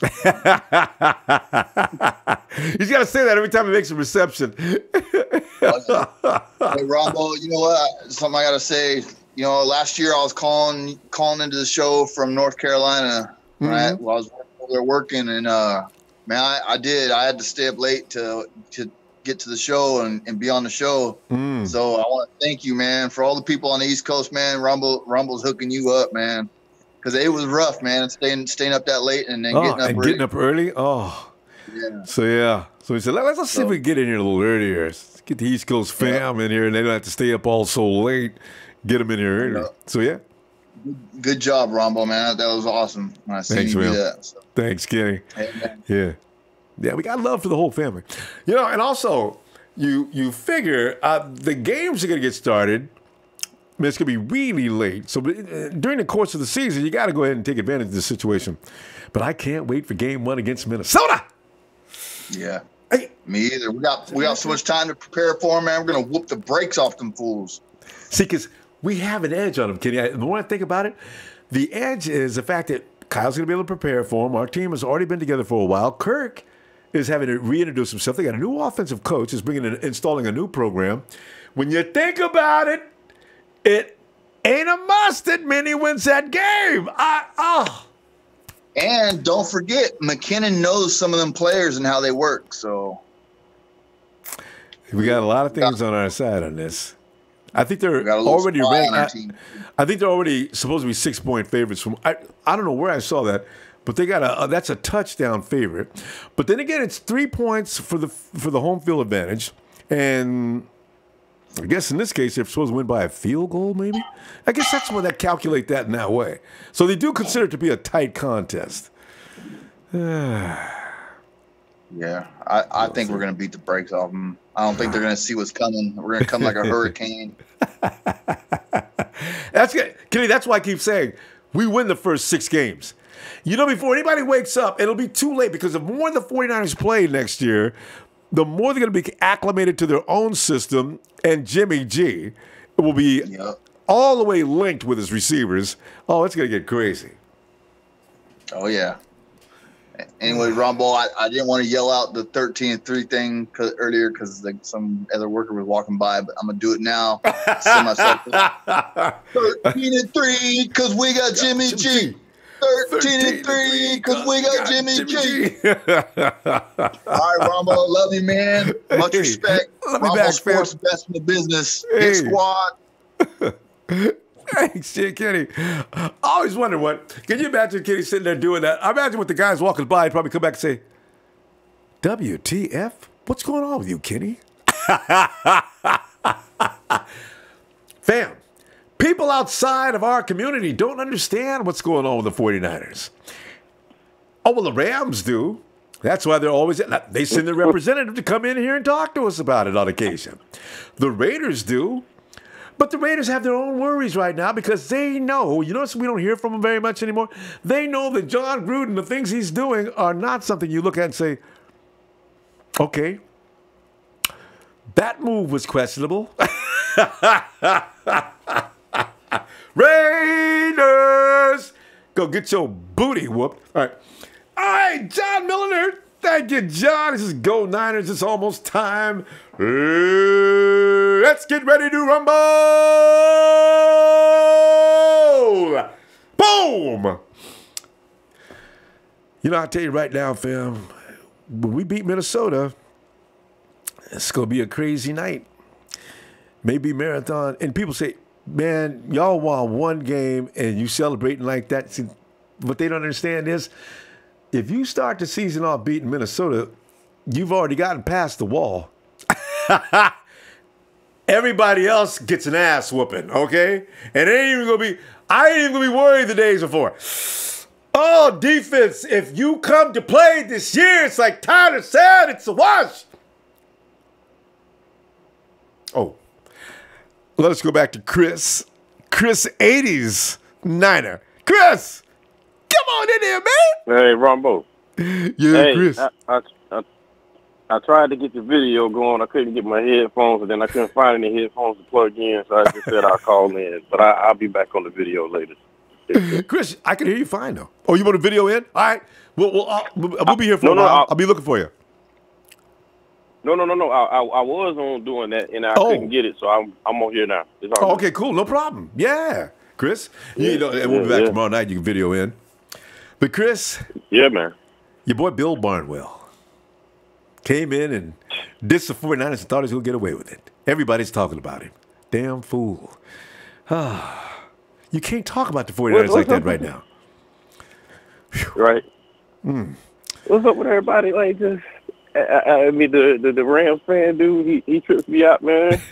like somebody said, this dude actually downloaded the app. He knows the time he needs to call in, and he's in here. You know, he's really a 49er fan. But anyway, yeah, it's crazy. It's the best form of flattery, right? Yeah. Yeah, man. He just wants us to know they're relevant. When you're a Rams fan and you be getting your butt, you're 7-9. Well, there was their date the other day. Somebody pointed out it was July 7th. I mean, it was the 7th month, July, and the 9th day. Somebody said it's Rams Day. He came on in to let us know. I believe it was that day, too. Yeah. Where'd they make that up at? But, yeah. It's because they never win. 7-9 is the best they could do before last year. And, the other years they had 3 and whatever, and 4 and this and that. I mean, the Rams, they've had a really hard time. So you almost have to applaud them for last year. But But it's going to be a one and done. Yeah. Mm-hmm. Because they stuck with Jeff Fisher for a minute. Jeff Fisher wrote that Super Bowl from. Matter of fact, he wrote the Super Bowl from what was it, Titans? What was that one he won? He didn't even win the Super Bowl. He made it there as a coach, right? Yeah. Was he with the Panthers? Jeff Foster Titans, got famous. The Jaguars, Panthers, where? Jags. I think it was the Titans. Yeah, you might. Yeah, it might be Titans. Is it Titans? Yeah. And Anyway, they let him run that right. franchise into the ground for all those years, and they finally got somebody else. And waited. And I guess they thought Jeff was all set good to work his magic on the Rams. And what did Gurley say last year? Dude is out here running an offensive program, man. I learned this back in junior high school. Man. Todd! Real offensive genius there, right? Man, I'll take Greg Roman for one, geez. Oh, Greg. Hey, and I don't know what's up with YouTube today, man. It was throwing up all the old great Niner games of the past couple of years. So it has the championship game against the Falcons on there, which that game was very hostile. Mm-hmm. If you were there in person, man, the Falcons fans are going crazy, man. I heard about it too. A lot of fights. Mm-hmm. So, and shout out to dude from San Francisco who he stabbed somebody. They never caught him, I think, but whatever, man. Hey, you talking about the Raiders now, though? No. It was somebody got in the fight. It was a Falcons fan tried to start with a 49er fan. Yeah, they said he ended up getting stabbed. They never caught the guy. Oh, really? Oh, somebody got stuck? Because I know a Raider fan got stuck. But people gonna know we don't start at the Georgia Dome, man. It was hostile. I covered out of there, man. Those Falcons fans thought they had won, man. See, I don't know. People gonna stop messing with. Somebody came over to the city. I remember that time Beast Mode came over to the city with his entourage. It got a little ugly in the streets of San Francisco for a few minutes. One thing about the 49ers, we don't start no stuff, but we damn sure will end it. Don't start. Look, when I came out you're right, but when I came out for the Titans game, man, it was some Raiders fans looking at me a little funny. I was like, damn, I don't even have that much Niner shit on. I was like, oh, I got my hat on. So, I was like, damn, it's really like that over here. So, yeah. My people were telling me, so, yeah. See, but the Raider fans are confused. They think they started thug life. They don't know. See, they learned, but they still think, they're going to take credit for that with Tupac being an opener. So. I know. It's really unfortunate. I do worry about playing them. We got to play them. It's good. And they only let us play 4 years. And Chris, we ain't even allowed to play preseason with the Raiders no more. The league banned it, Exactly. It's really stupid. It's a game, y'all. It's that Thursday night game this year, man. Ooh. They probably should have made that game in the daytime. I plan on being out there for that one. Hey, that's what I'm thinking, man. But I'll be out there for it. But geez, man. Well, it'll be fun, man. You know what? If I don't bring your lady, don't bring no kids. I just don't trust Raider fans because they can get real stupid. I won't be able to jump and feel free to just go nuts. Because if you got your lady there, you got the kids there, you got to be worried about them. So you're right. Now we're going deep with Niner fans, so we'll be good. Yeah, man. All right, man. I ain't gonna hold you up too late tonight, but man, hey, appreciate you having this, man. You definitely have made the offseason shorter. Yeah. Seemed like the draft was just yesterday, and we were waiting to hear what was gonna happen for Ruben, and now we're just ready to see Sherman in action at camp now for good. About Sherman, I bet he's healthier today than he was yesterday too, Chris. Man, that boy doing some stuff, man. And then what's the wide receiver? Bourne. Oh, Kendrick? Man, if I see another video of this dude, he's just showing off everything he's doing. Don't he work hard? Footwork down, speed. Oh. I felt last year he should have broke a few of those tackles, and he should have been gone. He shouldn't even been touched. He should have been gone. Mm-hmm. He looks like he got another gear or something, or I don't know, but I'm excited to see it. I don't want Dez Bryant. We good. Don't get me started on that. I'm good with what we got. The article's coming up again, man. Yeah, every other day, I see it and I keep on going. I don't even want to hear about it without see it, man. Come on, man. Would y'all stop connecting us with this? And there's 31 other teams. Can he please go to one of them? Right. God. Right. Kansas City, yeah. Okay, there you go. He need to go out there with old Mahomes. There you go. He go out there with that gun. Oh, hey, Chris, I'll look for you tomorrow, man. All right. Yeah, man, I'll try to zoom in tomorrow. I'll be looking for you. All right, Chris. Okay. Hey, and let's go to Bethel. Hey, Bethel, what's up? Hey, what's up, Ronbo? How you doing? Bethel, doing all right, man. I'm just sitting here, and we're sitting here looking at our offense, and we're saying things like, hey, this offense can score. I mean, he averaged almost 30 points a game in the last 5 games. Don't tell me we don't have an offense. And Riders are still something else. 49ers, they got the guru of coaches and offensive coaches, and they got Jimmy G after that. What? Hey, Beth, you got your TV on? Well, I seen that they put the Vikings schedule, and they put actually us beating the Vikings for the first game. One on NFL Network, I saw that. Yeah, I was actually surprised that they gave us that because, usually, people hate, but, I always say, things always happen for a reason, and all this happening for a reason for us, because we deserve to have, some good things happen to us, even though, some bad things happen. But, I go, and Rumble, you should not be sorry for no teams. If we dominate them and we do, nobody felt sorry for us when we were losing. Ooh, that's true. And so we should not feel sorry for any team. So, yeah. And then I remember, you guys were talking about Seattle. And I remember the last quarterback to ever beat Seattle was Alex Smith.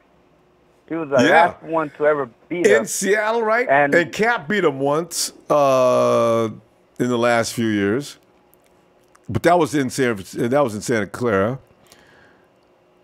Yeah, but I remember the only reason Kaepernick was actually really good was because of our defense and our offense. He couldn't take us to the Super Bowl, win a Super Bowl because he didn't have that experience. And I don't know, who decided to trade Alex Smith, but if we would have kept Alex Smith with that experience, we would have won some Super Bowls. But, it's, not our call to say, what they want to do. It's, their stuff. But you learn from your mistakes and you move on. And I think the coach or the owner seen that, they should go back to their roots where, the coach, let, them do what they want to do. Let them pick their own team. Let them ride what they want to put down because they're the ones who know what kind of players they want for their team. Yeah. And what kind of players they want to have in their team. And Bethel, you're not talking badly about Trent Baalke, are you? Because, I did the best I could. People still don't appreciate my work. The thing is that, everybody has, everybody has their own agenda. Yeah. Sometimes, they're going to go the wrong mistake, but then they learn, And, you should. Yeah. Jet York was just a kid, though. He learned. It took him too long, but he learned. Yeah. Yeah, but I think, we're going to have a good year this year, and I've been seeing that. And, and one thing I've seen that, you have all those haters hating on you because they wish they had Ronbo representing their team, but they don't. We have you. That's why they're jealous of you because, that's why they download your app. That's why they dislike your videos. Because just so they can keep an eye on us, Bethel. They have somebody like you to represent them. Then they can keep an eye on us. We're the ones blessed to have you, and because you're always doing a good job, you have those haters. Yeah. Oh, God. And they wish, they wish they were Niner fans because, they have somebody to represent. You represent us, and you represent us good. And plus, thanks, Bethel. The thing about your show is that when I'm having a bad day or I'm mad and I see your show, you know, I hear you guys crack jokes and everything. It makes me laugh, and it makes my day. And because of your show, it always makes my day. Hey, thanks, you know, fam. You're always doing a really good job. You know, but and hey, that's why Billy, you know what? 49er fans, you got to give the folks that get involved in the show. Support you. You got to give them the credit. We got some crazy people calling in here that are fully entertaining. I mean, a lot of them. And Bethel, even you bring a flavor, man. That's what this program's all about. I go because I'm a big Niner fan, and I'm hyped for my Niners, and that's how all the Niners should be hyped. You know, because we all know that we're gonna have a good season. You know, if we don't, it's probably for some mistake that happens, but it's a little backtrack. But eventually, you fix it and it makes it better. And and you support your team, and that's what you do. Mm-hmm. And you go to the Super Bowl. And yeah, that's how you win Super Bowl. Because you put the right pieces in there, and you do your best. And that's why I actually fall in love with my 49ers, because I remember the owner used to play with the players and have fun, and the players will play around and be like a big family, and none of them want to let each other down. Oh, Eddie D. And yeah, and that's why they won so much Super Bowls, because they didn't want to let their owners down. They didn't want to let their coach down. True, really family, really family when atmosphere. When you have that there. kind of chemistry in a football team, that's what motivates you to do stuff. There you go. But we got to stop, though. But we got to stop and continue right there tomorrow night, all right? All right, Ronbo. If I could, I would give you 1 million likes, but I don't have a lot of phones to put likes on. Oh, I like a million likes. A lot of likes. Oh. That would just make my year. Everybody that's watching, you better hit that like. Even though you haters, you put dislike, you're still supporting Ronbo. So we love you for that, even though you dislike it. But we got Rudy. Rudy knows you better hit like. We'll know about it. Good night, Bethel. We all know the dislikes are the Raiders and the Rams fans and other teams, did like us. They just show their envy. With that call, go 49ers, and we're going all the way, baby. Yeah. Go Niners. Yeah. And thank you, Ronbo, for everything that you do. Thanks, Bethel. Have a good night. All right. Good night, Ronbo. Let me check out what's going on on YouTube, but I already hit the like, so I can like again. But yeah. If you do that, it'll take the like off. All right, Rudy. Rudy. See, now you got me calling you Rudy. Bethel. We talked about Rudy so much. Oh my God. I've got Rudy on the brain. Everybody. Shout out to all the Niner fans. And let's go Niners. Night, Bethel. And can I have a Niner shout out? Oh, yeah. A Niners!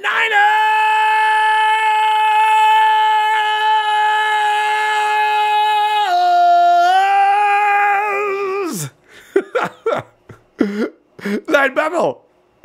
Oh, God. And it says here, JJ, I've been using Kyle's offense in Madden. Ooh.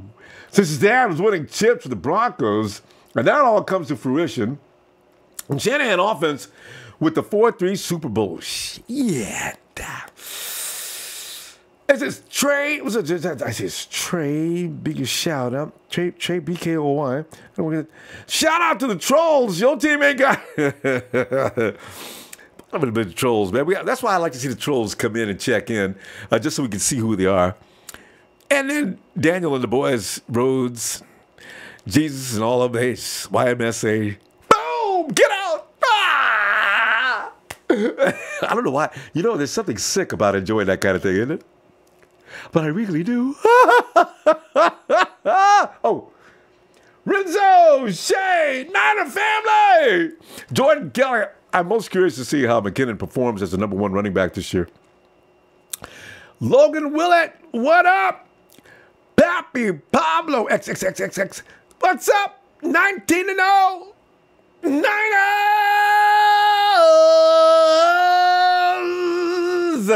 West Coast 57257. Juice, the Pro Bowler too. He's a lock. You know, Bill Barnwell he says they don't do much. Bill. Hey, Debbie Ryan, we have the most underrated secondary in the league, but we're about to surprise a lot of folks and / haters. I can't wait to see that secondary go to work. People don't understand. That's a lot of talent in that secondary. Especially when you got, coming through the slot, you got K'Wan Williams for coming up anything short, and Fred, it comes together. So the mind of putting together this team. Christopher Gray, I say they sleep. Let them sleep. I love it when they never see us coming. Reminds me of Al Pacino in the movie Godfather, right? He's trying to talk his father into letting him take out that cop.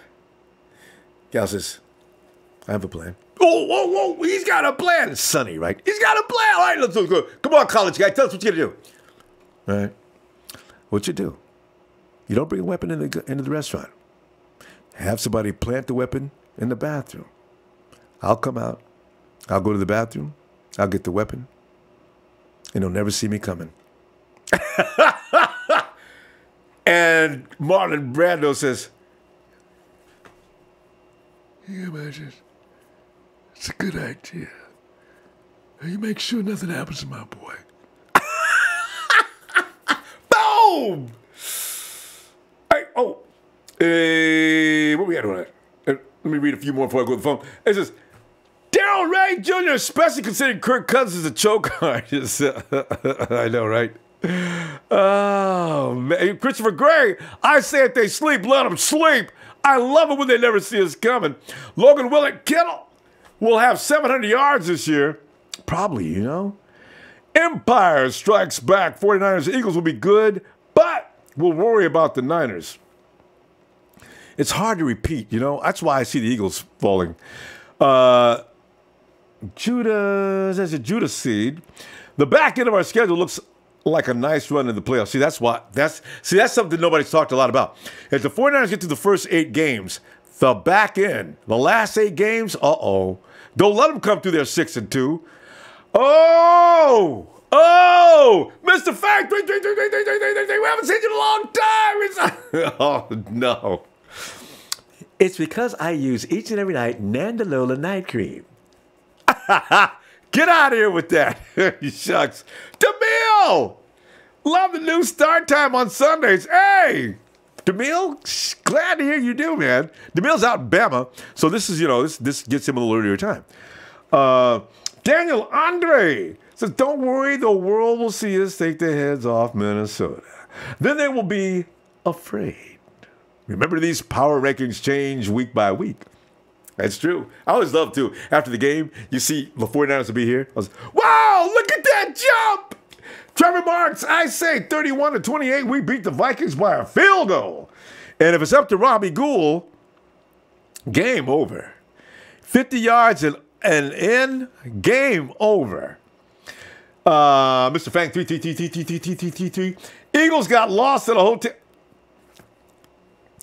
Oh, that's what I missed about Mr. Fang.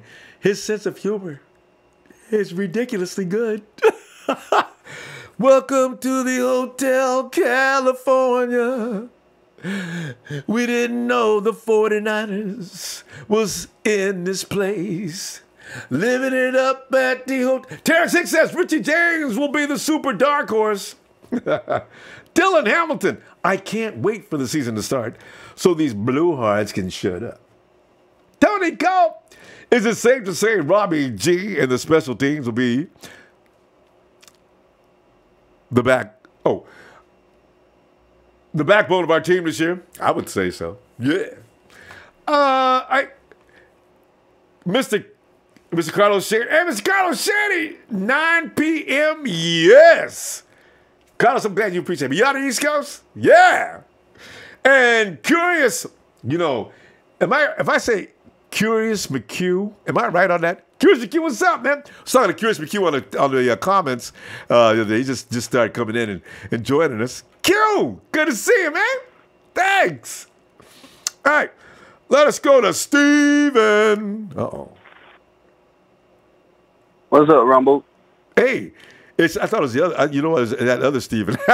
It's my boy Steven out in Florida. Steven, what's up? What's up, Rumble? What's good? Man, Steven, I'm glad you know what? I'm laughing at Bill Barnwell, who had the unmitigated audacity to talk about a team that was averaging damn near 30 points as to not having nothing but a guru for a coach and Jimmy G. I said, how do you know, I don't care how good your coach and quarterback is. 30 points is a lot of points to attribute to just two people. Come on now. Exactly. The players got to catch the ball. The players got to execute. So they sound stupid right now. Yeah. They sound stupid. But Rumble, I think we might get Brandon Graham out of the Eagles this year because the Eagles just got Michael Bennett. They just got Josh Sweat in the draft. They just drafted a year ago. Derek Barnett. So. And they're not paying Brandon Graham his money this year because they just drafted so many drafted two defensive ends back-to-back years, and you got Michael Bennett. So that money has to go somewhere else besides him. And he's only 30, just like Richard Sherman. So that could be a possibility of us getting him for real. I thought we tried to trade with him, and what happened to that? No, I don't. That was just a rumor. It never really came to life. So it was just a thought going around, but. And if it did, they probably wanted too high of a draft pick in practice. So I mean, you got Josh Sweat and Derek Barnett, and you got all these other great defensive linemen you got on your team. So he's expendable. So and my thing is, okay, if he's expendable, let's give him Jimmy Ward because Jimmy Ward is not going to play with us this year. I don't care what anybody says. I don't know. I know the coach is talking big on him right now. It's a plot. Yeah. It's a plot, Rumble. They're talking big on him now to hype him up. Just because we have Tavares Moore to Tavares McFadden, and you have Greg Maven, Tyvis Powell, all those corners doing well in practice. They're not injury prone. A lot of corners. And you got you have better corners than what Jimmy Ward is. Jimmy Ward is a good corner, but I'm pretty sure if Tavares Moore or Tavares McFadden plays just the same as Jimmy Ward, what's the point of paying? They're not getting paid $8 million for the year. They in like $500,000. Rookie salary. You can get them all for $8 million. Exactly. So what's the point of keeping them on the team if they're playing just as good or even better than Jimmy? And Jimmy been in the league for how many years now? This is his 5th year. Yes. Goodbye. They extended him. Didn't they extend him last year before? No, they didn't extend Jimmy. I think they. Where did you get that $8 million contract? They picked up they exercised his 5th year option. Yeah. So that was so he was able to stay this year just because of that. Same thing with Eric Reed. That's why Eric Reed was able to stay again this season that just passed, and that's why he became a free agent this year. So that Jimmy Ward, he's going to get traded, and then also Eric Armstead. If he doesn't perform this year, Rumbo, I know that's your boy, but if he doesn't perform, we got Julian Taylor. Julian Taylor. If it all depends on him and Kent. I like him too. Julian Taylor. Exactly, because they drafted him in the same spot that Eric Armstead is going to play. So if Julian Taylor plays good, but Steven, let me also run this by you for that reason too. Is Contavious Street being put in incubation in case Eric doesn't do well? See, it's interesting now. But I think Street's not even playing this year because he just tore his ACL. Well, that's what I'm saying. Before the draft, he's in incubation. But yeah. And then you got Julian Taylor on top of that though. So now that's two backs. So that's another backup plan just in case your boy Solomon T don't pan out in a couple of years. But I'm not gonna wish that on us because I didn't say that to Steven. I ain't gonna wish it on us, but because he was drafted too high for him to be a bump. Ooh, I don't want him to be in the bump. And that's that number 3 pick. So hopefully, he'll come to fruition and he'll do good this year. I think so. But Ronbo, we're going 13-3. We're going deep in the playoffs. Now, Super Bowl, I want us to go to the Super Bowl so bad because I live in Atlanta now, and the Super Bowl's in Atlanta. Ooh, makes it easy. Yep. Yeah, makes it easy. And then the next 2 Super Bowls after that are both in Florida. One is in Miami, the other in Tampa. So we got to go for these 3 years straight, go to the Super Bowl, get us our 3 rings. Nobody else is going to catch us ever again. And we going to be good. We're going to up Ronbo. By the time Jimmy G ends his career, we're going to have 5 rings with him. You know what? Hey, you said Miami and Tampa. Aren't there in Las Vegas Stadium going to be through in about 3 years? That's interesting. But so there's probably going to be like the 2024 Super Bowl. But as of now, it has Atlanta, Miami, then Tampa for the next 3 Super Bowls coming up. Well, that's right in your net. Steve, man, you could be attending all 3 of the 4 because once they start winning, I think it's going to take a while to bring them back down to earth. You know? Yeah, I'm telling you, Ronbo, we are here. Our line is way better than what it was last year. And people still sleep on Eric Madison. He's a guard. He's not a tackle. Yeah. People understand he's a good guard. He wasn't a great guard, but he's a good guard. Yeah. A lot of players gonna get traded before because they're not gonna just release these players. They're either too young or too good to get released, or not too good, but just too young to get something for them. Yeah. Might as well because we need it, but we still need that edge rusher. Rumble. We need it. Yeah. Because I'm not sold on what we have yet. Just until camp, camp will let us know what's going on in the season. But other than that, I need it because everything we solid. Because our cornerback beyond good right now, and we're not gonna play 10 to 15 yards off every game because now you have Richard Sherman there. If they want to go off the Seattle defense, when have you ever seen them play 10 to 15 yards off? Let a receiver get a free run. And keep it contained within the zone.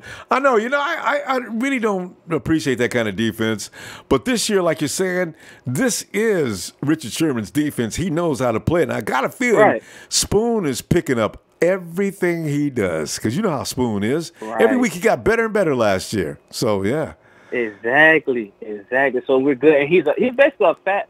I won't say he's a faster Richard Sherman. I'm not going to put that out there yet. He is faster. I checked the times. He is faster, but I just want not a better one right now. Not yet. We're gonna wait. We're gonna let him develop, but then you let Richard go after 2 years, then you got Tavares Moore and you got Tavares McFadden. Yeah. We're gonna have Ronbo. We're gonna have players. DJ Reed is gonna start in the slot corner. I'm calling it now. Yeah. He was a shutdown in the number 1 passing offense in the Big 12. I mean, in college, in Big 12. I think that's the Big 12 conference. All they do is pass. So and you got to be sharp. Exactly, and he went against good receivers. And he's got attitude. That's what I like about DJ. Exactly. DJ believes in DJ. We didn't have that last year, Rumble. Everybody was just he had some dogs out there, but everybody didn't have it. Now, a lot of people on the team, like you saying, Solomon T barking back at Western Witchburg. Yeah. Finally, you know what I'm saying? We need that. We never had we ain't had that in a long time since Willis days. I know. Now we got it back. Yeah, we in business. No more Dante Johnson either. That's the number 1 thing. Our cornerback, our passing yards on defense would have been better had Dante Johnson had not been playing. I know y'all didn't like Shaw, but at least let Shaw go out there or somebody else. Oh, yeah. And you know, the thing is, Dante, even when he wasn't messing up the play, he was getting penalties for holding as a wide receiver was coming off his mark because he couldn't keep up. You know what? Dante was a safety anyway. That's what people don't understand. I defend him on that. They made him play corner. He's not a corner. Oh, it's too late now. But hopefully that won't happen with Tavares Moore because he was a safety too. Yeah, but Tavares is so fast. I don't know about anybody beating him.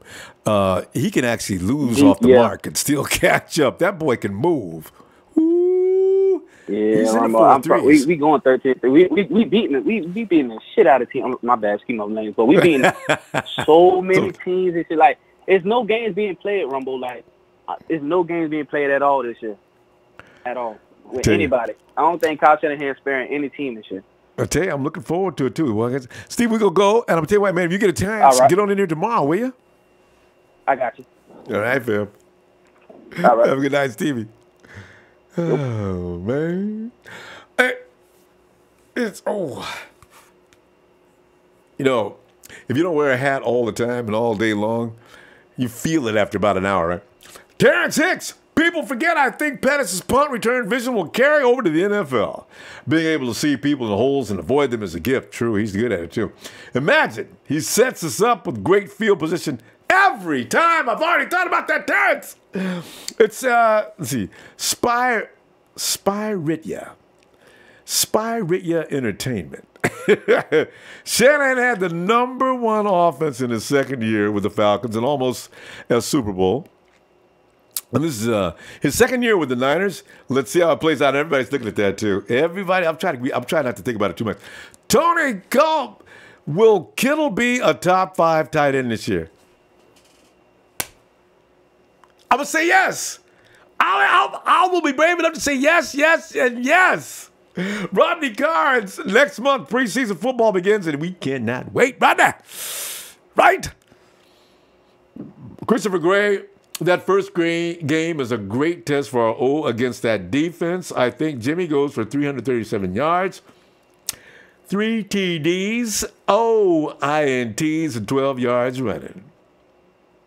I like those stats. I like them a lot. And Jason Walker. Ronbo makes everyone better except for trolls. Actually, that's Road Madison who makes those trolls less. John Kelly, all aboard the George Kittle hype train. Boof, boof, boof, boof, boof, boof. Rodney Harris Jr., I can't wait for 49ers football. And Billy Jones, I predict Garoppolo will throw for 25 TDs. He'll get 10 picks, complete at least 68% of his passes. Woo! That will make him the league's best. With a 90-plus QBR rating plus 4,000 yards passing. Yes! And Sprite, yeah. I mean, is it Sprite? Maybe it's Sprite, yeah. Sprite, yeah. Entertainment says Kendrick Bourne will be a superstar in the Shanahan system. I hope so. I really like Bourne. Mr. Joe Pappy, the Empire will strike back. We owe the Hawks a lot of L's. Oh, we do. Oh, that's so true. Terrence Hicks says, I think Cousins and the offense will struggle with new scheme. That's going to be a bad game for the Vikings offense. You know, you're right. They have no business coming out just smoking. They really don't, do they? I mean, just logically. We didn't come out smoking last year. We got our brains beat out in the first game against Cam Newton. Rodney Harris Jr., pretty soon no team in the NFL will stop the 49ers. That's not just hype. There's some truth to that. Offensively, the 49ers could become impossible after a while. Kyle's picked out them hand-picked weapons. You know he didn't pick them out for no reason, no matter what the critics say. Angel Cortez, 13-3. 13-3, because we got Jimmy G. Debbie Ryan, our men are focused, ready to turn things around. Everybody working hard. It's contagious. They've all caught the quest for 6 bug. Like it! Yes! And who is that on the phone? Who is that on the phone? Oh. It's the headliner. Look at the wrong place. HBK. The one and only, baby. What's up, Ronbo? Hey, HBK, man. Just sit back here and thinking about the offense and how nobody believes in them and that type of thing. But we do. But HBK, what's going on with you, man? The icon, the showstopper, Mr. San Francisco. Yeah, hey, did I miss one? I got them all, didn't I? Oh no, you got them all.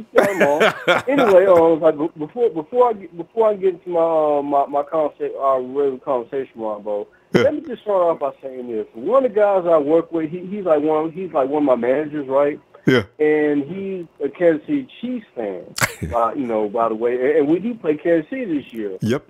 So let me tell you what this son of a bitch did. Excuse my English not a favorite, but let me tell you what this dumb son of a bitch did. Yeah. This dumb son of a bitch we're friends on Facebook, me and my manager. And so we're friends on Facebook. Uh-huh. He goes on my page, takes a picture, saves it to his page, and for some reason he ends up, I don't know how he got into the company computer or the job, the printer at the job. Oh no! But he prints my picture out, and you know what he puts on it? Can't imagine. Chiefs Kingdom. Chiefs Kingdom. Wait. Then he prints. Wait. Let me get this straight. Chiefs Kingdom. Yeah. Yes. Oh yes. no. Yes. And for the icing on the cake, he prints it out and puts it all over the kitchen. Puts my face and puts Chiefs Kingdom. all over the kitchen. Oh. So you know what we got to do, Ronbo? You know what we got to do, Faithful and Ronbo and my 49ers? We had to get this other bitch. I mean, we got to drill Kansas City good. I mean, because, I mean, it's like it's like, you know, my man just took it to a whole new level, so it's like he started it, and now it's up to me and the rest of us not faithful and the 49ers to finish it. He started the fire, and you know, and now we know we're about to put it out for him. HBK, Kansas City. And I'm like, I mean, I'm trying to understand, and you know, Kansas City by the NFL Network standard, they say Kansas City is going to win that game. Why is Patrick Mahomes getting all this kind of love? I don't get it. He played one game last year, and he was okay. Nothing special. Patrick Mahomes is okay, but it's like he kind of reminds me of Carl Kaepernick a little bit. He allows him too much athletic ability and stuff. Then he gets legs, he getting out of anything. He got a cannon for an arm. I will give him that. Counts him with a cap, but can't read this defense for shit. And as soon as you come off, as soon as Mahomes comes across a good defense, he ain't gonna know what to do with it. I mean, because they're gonna force him to throw and beat him with throw. Yep. Because they ain't gonna run. It's like, I mean, it's like, you know, so if he's like anything like Kaepernick is almost like, okay, he would throw the ball if he sees you open. He's not going to anticipate, like, say, Jimmy G or, say, none of these veteran throwing people open. Yeah. Yeah, I mean, it's almost like, you know, he's going to rely. And that's what – and you know what? That's what got us in trouble in the Super Bowl against Baltimore and stuff. He relied too much on his athletic ability, which is a good thing, but at the same time, that really didn't help us any and stuff, you know, because, like, Baltimore was fixated on keeping Cap in the pocket. And I did a good job too. And I was looking at Super Bowl 47, and I saw that one play. This is before the lights went out, and so where it's like he wanted to run, but then he backs up. It's like he didn't know what to do, and then when it was like, you know, one of the defenses like, you know, chop his leg from under him and tackle him. You know, I mean, it's like, you know. Now say if we had Jimmy G, that wouldn't have happened. Yeah. That wouldn't have happened. HBK, you know what? It's interesting because that was after that year, the league was watching that Super Bowl, and that's when they developed a defense for Cap. That's when it was discovered. I just realized. Yeah. Yeah. I mean, it's like, and again, you know, Cap is a phenomenal athlete. He's a phenomenal player, but at the same time, I mean, I look at his. Okay, if you look at any other quarterback's delivery and stuff, you know, and wind up, it's almost like, you know, he had that baseball mentality where it's like he will wind up and throw the ball and stuff rather than just, you know, sit back and fire, quick release. Put it up and go. And his arm was strong enough; it was just bad form. I can't believe Harbaugh didn't teach him. And Harbaugh was a quarterback. Oh, you know, Harbaugh really. No, well, what do you Ronbo? No, Harbaugh really, we thought he was a god back then, but Harbaugh did some things that were questionable after you sit back and think about it. That fade route go ahead. No, it's like, you know, now that you think about it, Harbaugh, you know, I mean, it's like, you know, he's too much like Bo Schembechler. He had the Bo Schembechler syndrome. It's like he tried to do everything, and nothing is Bo Schembechler. I mean, he's a phenomenal coach, God rest his soul, and he deserves his place in football, let alone college football, you know, lore and history. But he tried to be too much like Bo Schembechler and tried to emulate him, and it's like, okay, running game with defense, you know, bring it home for you. Yeah. That was pretty much Harbaugh's MO. Stubborn. Stubborn. That kind of football will get killed right now, too. HBK, I tell you what, man, I'm going to look for you tomorrow night if you get some time, all right? Yes, sir. Yes, sir. I will be back. HBK and the quick, we out, bro. Hey, fam. Have a good night. All right. How you saying, Ronbo? Hey. Yeah, HBK's right, man. You know, there's just some things that, You know, as a 49er fan, we can't look back into the last 5 or 6 years. It's very painful.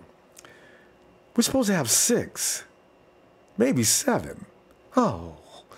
Jordan Keller, glad we have no toxic, egotistic clowns like Talib, Peters, Odell, and the so on. You know? We got guys that are just bought into the system and ready to contribute. Billy Jones, if we stay healthy through camp and preseason, I predict upset week 1 at Vikings without Foster. I keep forgetting about we don't have Foster for week 1. We'll be fine. Rose Matheson, Dunbar, probably cut or practice squad. Hey, nobody talks about Stephen Dunbar, huh? I always forget about Dunbar. I talk about every receiver except for him. I keep forgetting about him. Angel Cortez says our no-fly zone defense going to be lit. Jason Walker, we just signed Des Bryant to be a water boy for our young badass receivers. When you think about it, can you imagine Des Bryant, the water boy, and then think about the movie, how talented the water boy was? Christopher Grano, OBJ, he thinks he's bigger than the team. I wonder what OBJ really thinks sometimes. Mr. Fang, 3333333, what's the most exciting news since last season? Jimmy G! Yes! See, I get a lot of trouble from a lot of people about overhyping Jimmy G. What's the overhype? He's won 7 games to start his career. He came into a 1-9 team and won the last 5 games. Where's the word hype to be employed? That is damn near impossible. When's the last time a kid came into the NFL and did that from his first 7 starts? Who did it? Brother Hobbs, L. Let it go. Most great players think they're bigger than the team, long as he can produce. And Brother Hobbs also says, Brother Hobbs, L. Jerry Rice, T.O., Deion Sanders were divas. It's kind of true, huh? Christopher Graybutt. You know, you made me read that. I would have never done it. That's just too funny. They know they can't quarterback money. He don't. Says so me the money in there. 10 days of no news. And Ian Shapiro, Primas. Sir Garcia, Ronbo, hey. Thanks, Sir Garcia. Rose Matheson, Jerry Rice was never a diva, period. Somebody said Jerry used to say, give me the ball. Give me the ball. I don't remember that, but okay.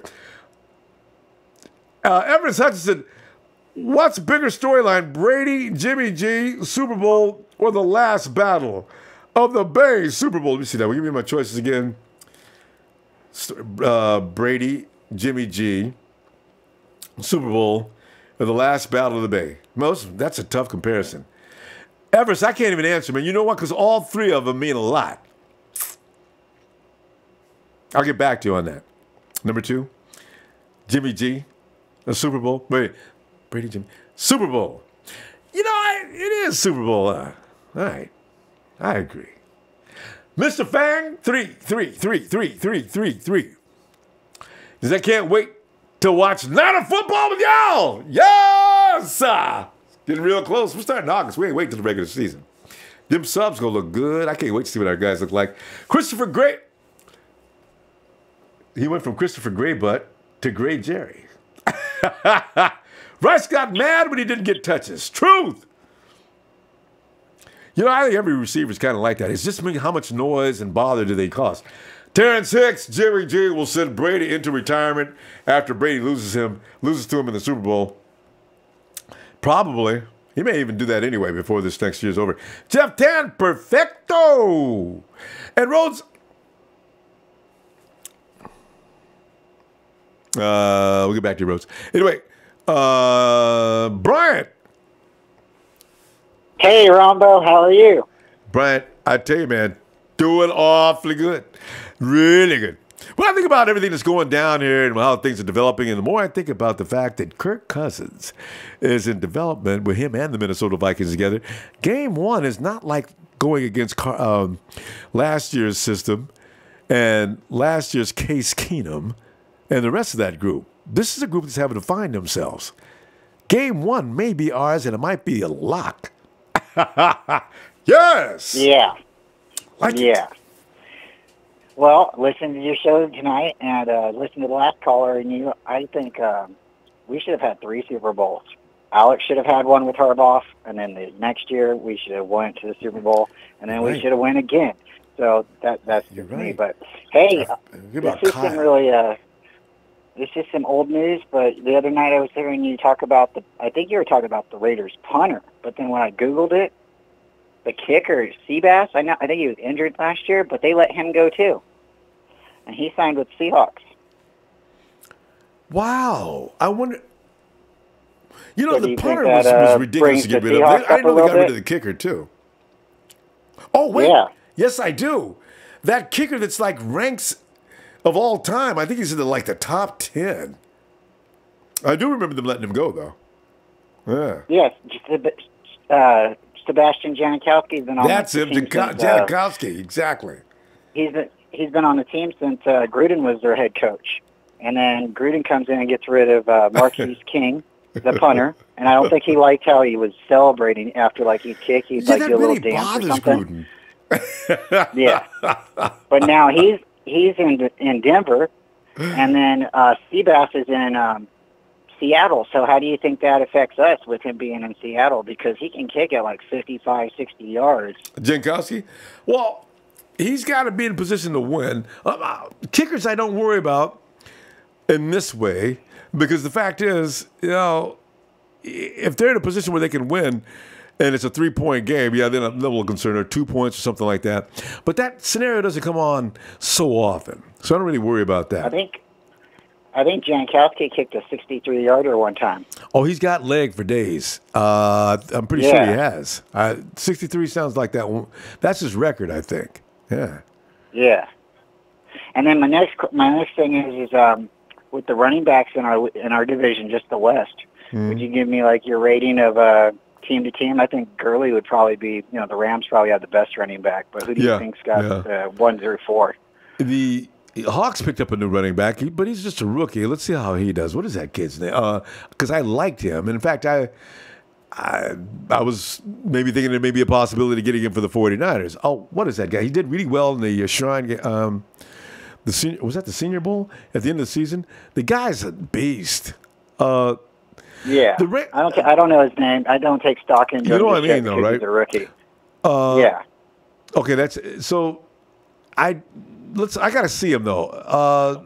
And then because the Cards. David. What is David? Peterson still, don't they? What? Don't they still have Adrian Peterson? No. The Cardinals have the kid that Adrian Peterson. What's David's last name? Anyway, they got that kid back. Johnson? Hurt his what? David Johnson or yes, Dante Johnson. David Johnson. He's back, and kid, that dude is tough. In fact, if he's healthy, him and Gurley got to be neck and neck. So it's Rams, Cards, and then us, because that new running back in Seattle, he's a rookie. Let's see what he has to offer before we put him again up ahead of our guy. And our guy, Brian, the thing is, Jerick McKinnon is more of a running back, isn't he? He's more of a passing back, isn't he? He's kind of he can do more both. Like Falk. He's more like Roger Craig. He'll run the ball, but he's more you're not going to like a Reggie Bush, isn't he? Right. He's not just a running back, so he's not going to be with those guys. But if your purity of your question is just ranking the running backs, Gurley, Johnson, McKinnon, and then whoever Seattle's got. Yeah. Yeah. Well, that's what I was thinking too a little bit. I'd like to give ourselves a little bit more credit, but that's always me being, we'll see. Really proud. We don't know what Jerick McKinnon looks like yet. He has never been in this position before. Let's see what he looks like first. Because wasn't he like their third back or something like that? He wasn't their starting back, was he? No, he's the guy that wanted to come out of the backfield. It was Dalvin Cook, I think, was number 1 last year in Minnesota. Then he got hurt, and then that moved Murray up. Martavis moved up, and then he was the number 1. And, of course, you're right, 3. He was number 3. And then with our guys, we got Brady, and then we got Williams and Mozart. So out of those 4, who do you think is going to win out, Mozart, or do you think we're going to keep Williams? No, Mostert made the team because of special teams. We got Gerald last year, but that was last year, though. They're going to battle it out this year, you think, right? Yeah, I still say Mostert probably makes it just for that reason. So he'll be that third guy. fourth. You know, we got Jeremy McNichols. You still got Joe Williams. That is going to be a very interesting battle. I couldn't call it right now. We got like 5 backs right now, 5 or 6, huh? Oh, Jeff. I forget about Jeff. Well, yeah. Whoa, that's going to be a battle. Woo, man. But you couple more days. Yeah, you got your premier guys involved, though. So you still got Jerry McKinnon. He's not in that battle. He's going to win his spot. But then you got, as you mentioned, you got Brady, Williams, McNichols, Wilson. Yeah. Yeah, I think whoever fumbles first is gone. Don't say that.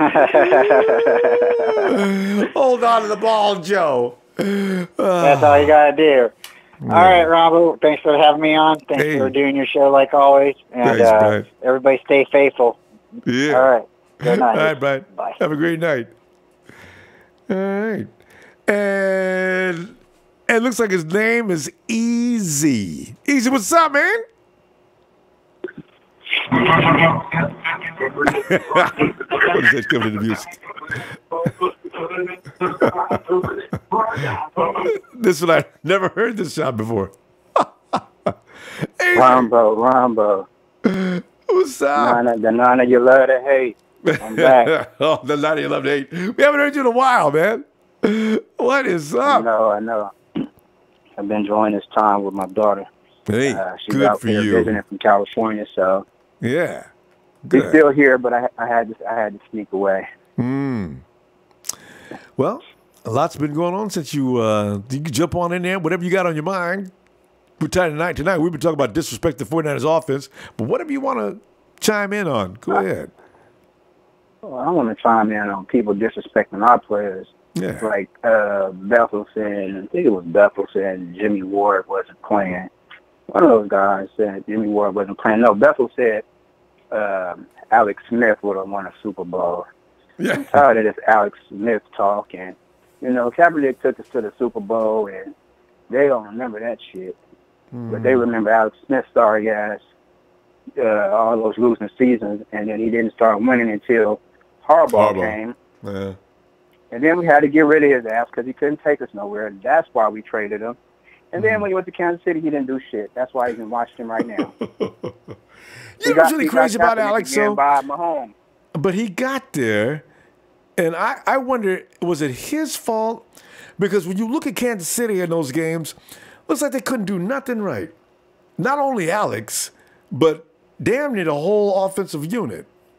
But, nothing you can do about that now. He started off hot because he changed the game. He started throwing the ball downfield, and he got a little accurate with it, and that's something he never done. But they adjusted, and they took away the deep shit and let him have all the underneath stuff, and what happened? Nothing. He couldn't take him nowhere.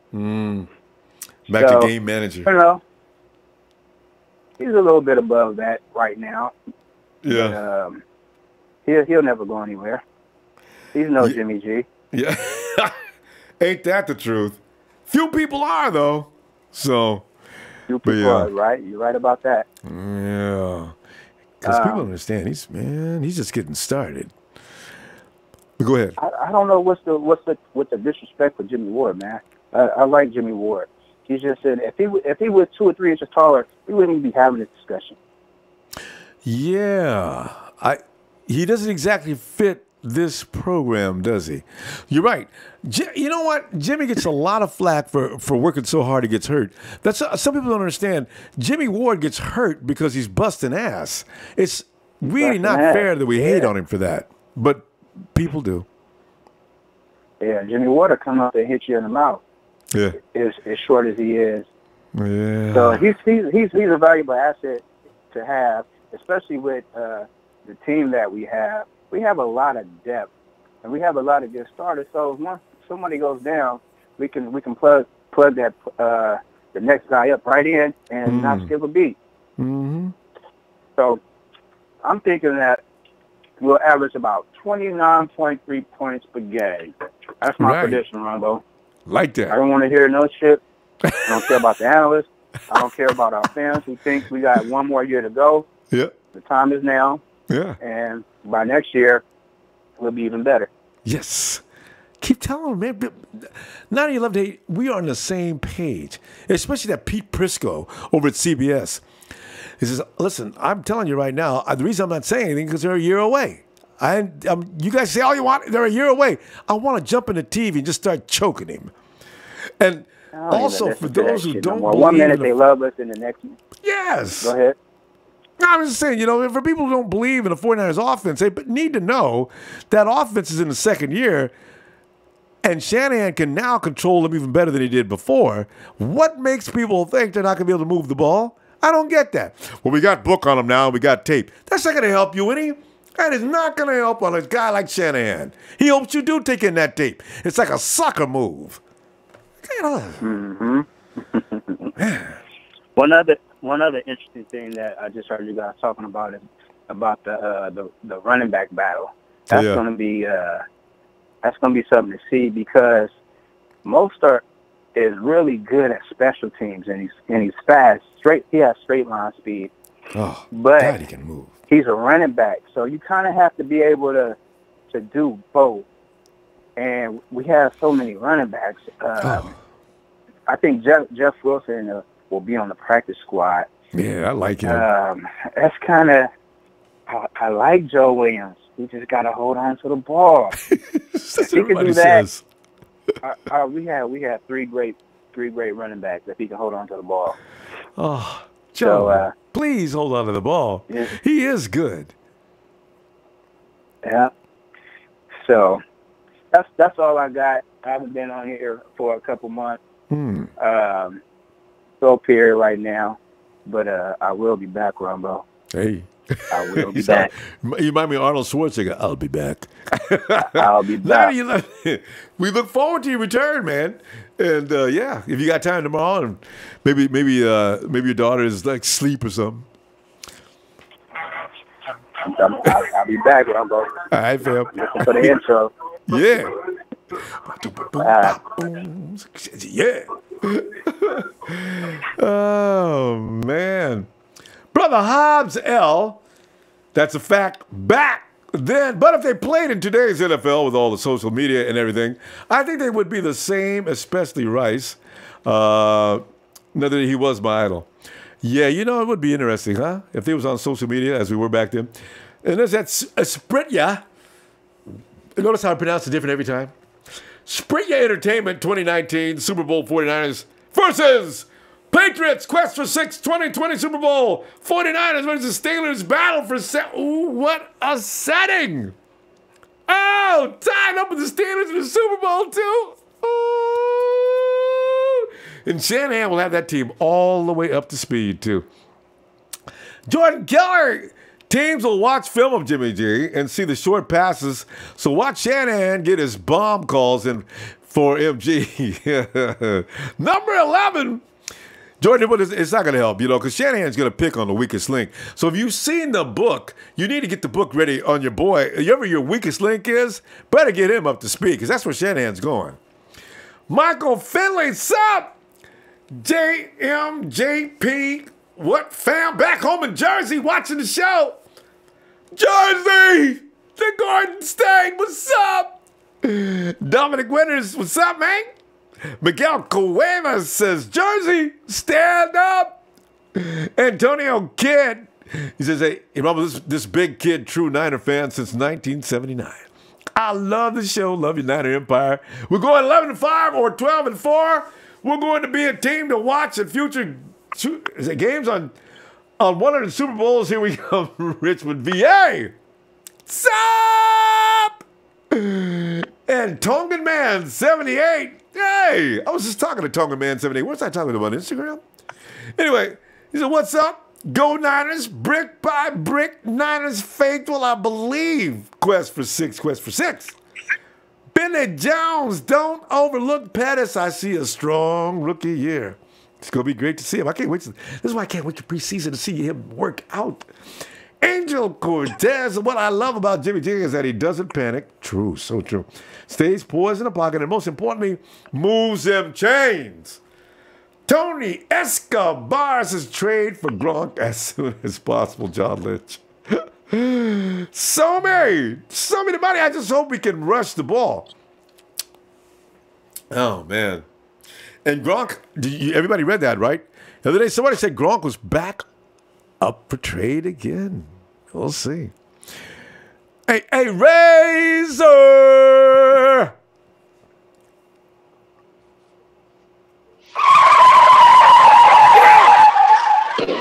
Oh!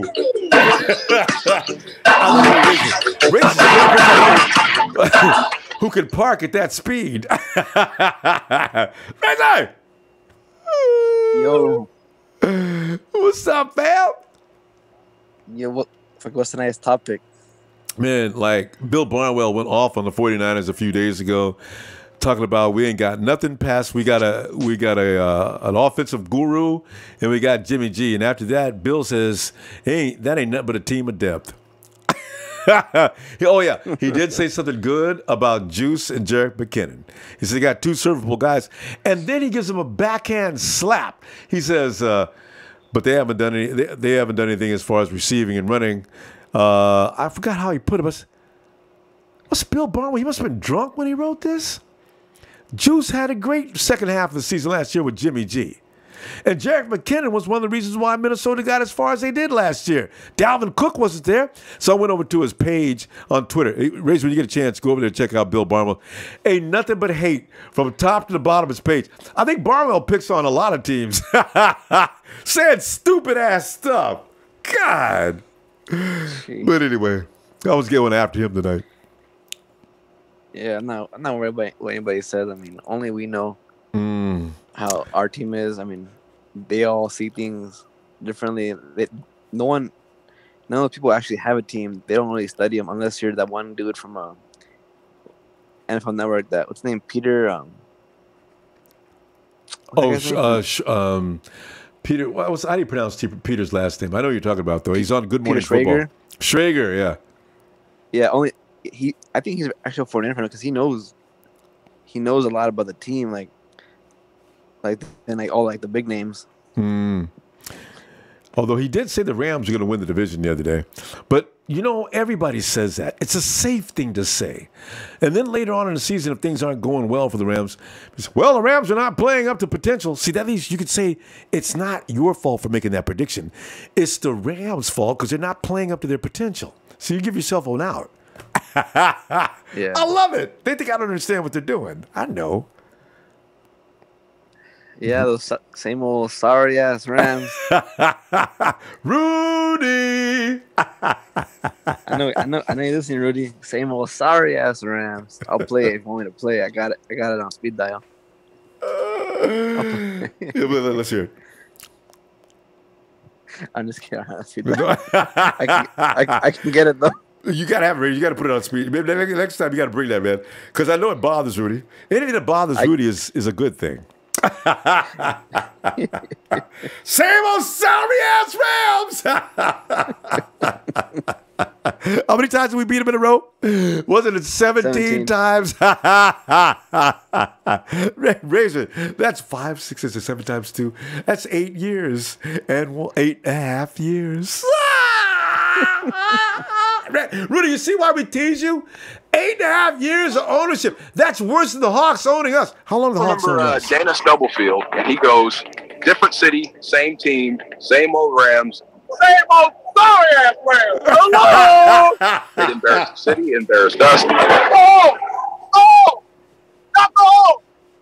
You talk about one team having a stranglehold over the other. The San Francisco 49ers have beaten the Rams 17 straight times. They have it. Speed dial. The Rams must have started to just stop coming to the games. I mean, you know what? That's probably why there's so many 49er fans in SoCal. Because they just watch the Rams. Well, you know what? They ain't never going to beat that team, so we're going to continue to watch NFL football. May as well watch the 49ers is like a home team. I mean, the way they come in and beat the Rams. Yeah,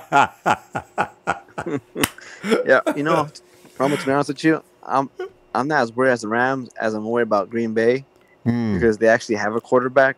And so Goff he's pretty decent. He's not going to carry you like how Garoppolo carried us last year with no talent, like Garoppolo, Brady. That's Breeze. A true test. Yeah, so he won't carry him. I mean, if you stop that run game, they're done. But Green Bay's, if you stop the run game, you still got to deal with Aaron Rodgers. I mean, I've been saying it for a while now. Everyone's picking on their defense for the past years, but they fixed that defense in the draft and free agency. They brought in Wilkerson, the two top cornerbacks in the draft. Oh. They picked up, I think, another safety from Pittsburgh. Yeah. And they're running a 4-3 now. So yeah, watch out for Clay Matthews coming off that edge. And they got Josh Jackson out of the draft. They got another cornerback too. Yep. Yeah. They got Jackson and that one dude. I know he's a first round pick. He was the first pick before Jackson. I can't remember his name, but yeah, he was their first round pick cornerback. So they got two cornerbacks that should have went first round. And you give Rodgers a defense, they're going to be scary, Ronbo. I know. And you know that you're right. That was their soft spot, the defense. And now they changed management in Green Bay. They're doing some intelligent picking. So yeah. Yeah. See, I'm not worried about Minnesota that much because the Saints had them beat in that playoffs. It wasn't for that lucky ass play, that missed tackle. So I'm more worried about the Saints. Wow. Yeah, lucky ass Vikings, but yeah, and like I said, the Vikings should have kept Case Keenum. So I think that gives us the edge to beat them because Cousins ain't gonna move like that in the pocket. They don't have that good of an O-line, and then Dalvin Cook is coming off from an ACL tear. Who knows if he'll be able to cut the same? See, good you pointed out. I've been wondering about how is Dalvin Cook? How is he moving this year? I wonder, is he really making them cuts and everything like he did before this injury? We'll see. There's only a few roommate that can come back from that. Peterson is one of them. Le'Veon Bell, but not all of them come back from that, Ronbo. Yeah. But Peterson was ridiculous. I mean, it's like it never happened. Yeah, so I agree. Yeah, he's a machine. He's a machine. Some Vikings fan tried to come at me on a Facebook page saying that I don't see why people are predicting the Niners are going to beat Minnesota at Minnesota. I'm like, okay, well, I told him what I told you about Keenan. They should have kept him. They have no O-line, and they keep choking in the playoffs. He goes, yeah, well, they got that defense still. I'm like, okay, what was that defense against Philly? And he didn't say anything. He didn't say anything after that. Like, that's what I thought. No, in the conversation, actually, right there. What is he gonna say? What happened against a backup quarterback in Foles? They got toasted. They got roasted. So yeah, the Vikings. You know, we'll see. Because I don't Cousins. We'll see Cousins in the preseason and see how he's doing with that offense. Because what we've seen in Washington, that's the only place he's ever played. We'll see. $84 million guarantee. Damn. Whew. Yeah. What a risk. Yeah.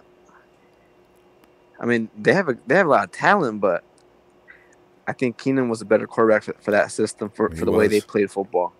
He was. But they changed the system too, though. So, you know.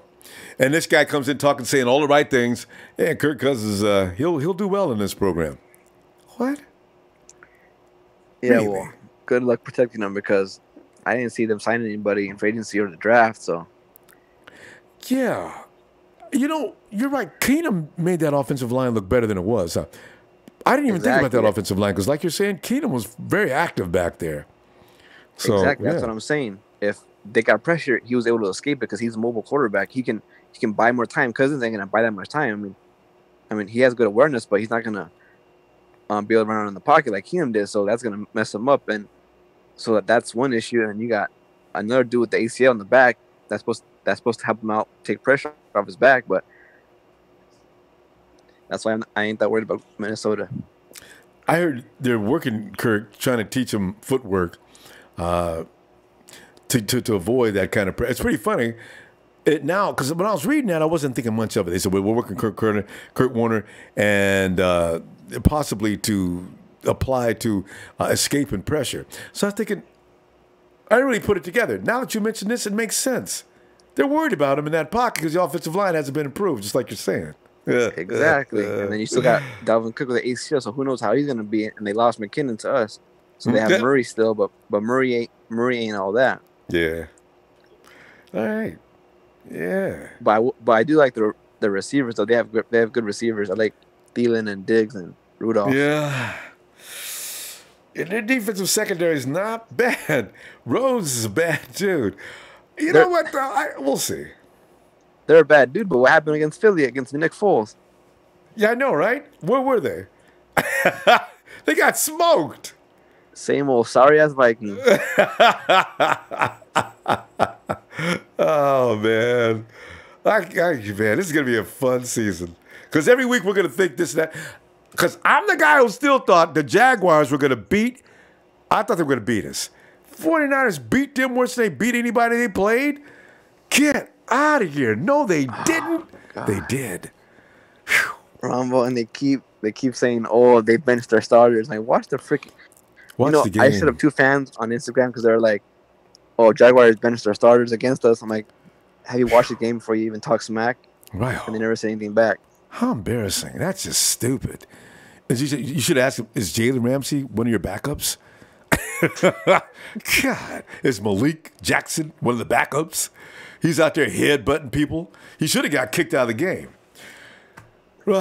Raise we go, man. I tell you what, hey, let me see you tomorrow, man. All right. See ya. Hey. Here's Razor. Wait. He's got to get in his car.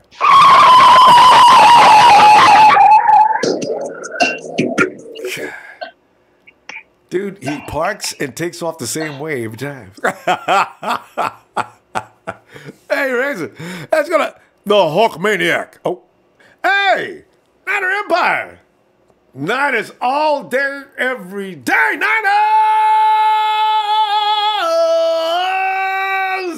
Niner Empire, thanks, fam. Slick 68. McKinley is a beast. Oh, McGlinchey. McGlinchey is a beast and works out so hard and got huge a la Patrick Willis frame. Maybe he does mean McKinley. McKinley. Anyway, Randy J. Word is Belichick wants a first and a ball player for Gronk. See, I knew it was something like that. Rhodes Matheson, Fred Warner is my favorite brand new 49er. Jordan Keller, Ronbo, this time 2 years ago, Aaron Lynch was gaining 20. It's because his wife was pregnant. He had to eat to make her feel better. She was getting big, too. She said, maybe let her play. John Peterson, Kittle is going to the Pro Bowl this year. Look out, could be. 40 and Niners, Warner is a beast. Billy Jones, Witherspoon, Pro Bowl bound.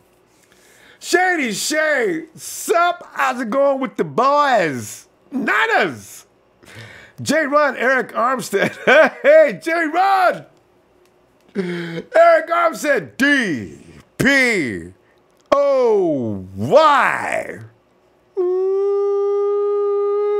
Verdell Warren, can't wait to Sherman and Gold. It's going to be a weird sight, man. I love it. Team Money Sacktown, how about a Fred Warner yell? I love it when people ask me to do the Fred Warner yell. I got in trouble when I was a little kid doing Fred Flintstone. Now, you ask me to do this? Of course. The beginning is...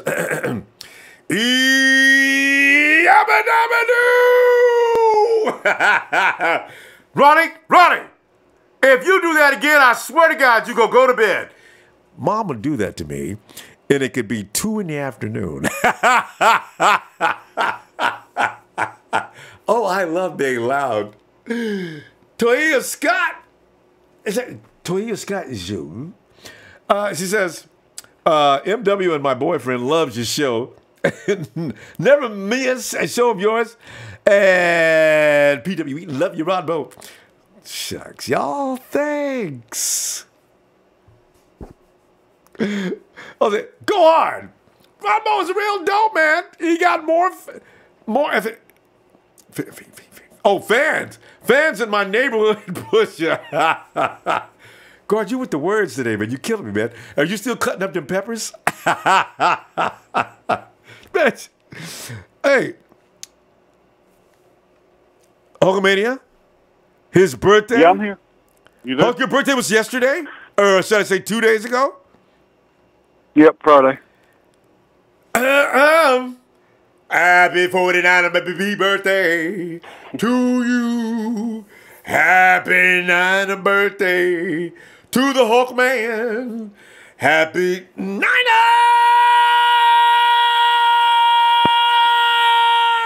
birthday to the Hulkamaniac, brother. That was awesome, Ronbo. Yeah, shucks, man. And we had a good time Friday. Eat a lot of cake. And Hulk, wait a minute, Hulk. What is your favorite food? I got to think about cheesecake, pizza, chicken, of course. You know, all black folks go crazy with chicken. I make that joke, but then a lot of other people say, man, I like chicken. What? But what's your favorite food, man? I can't say it because kids are listening. No.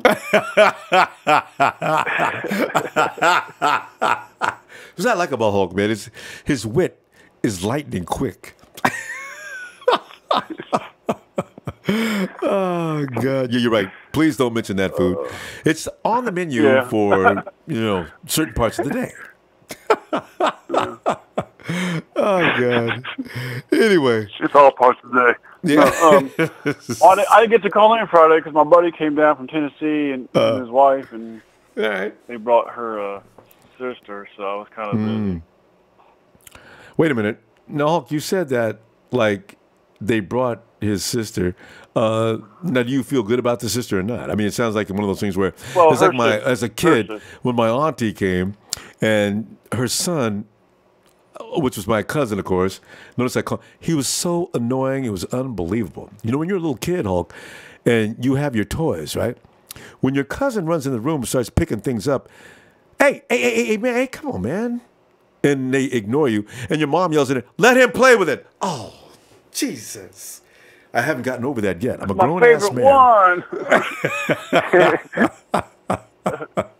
But how do you feel about the sister? Because I like it. No, I just said that to embarrass her.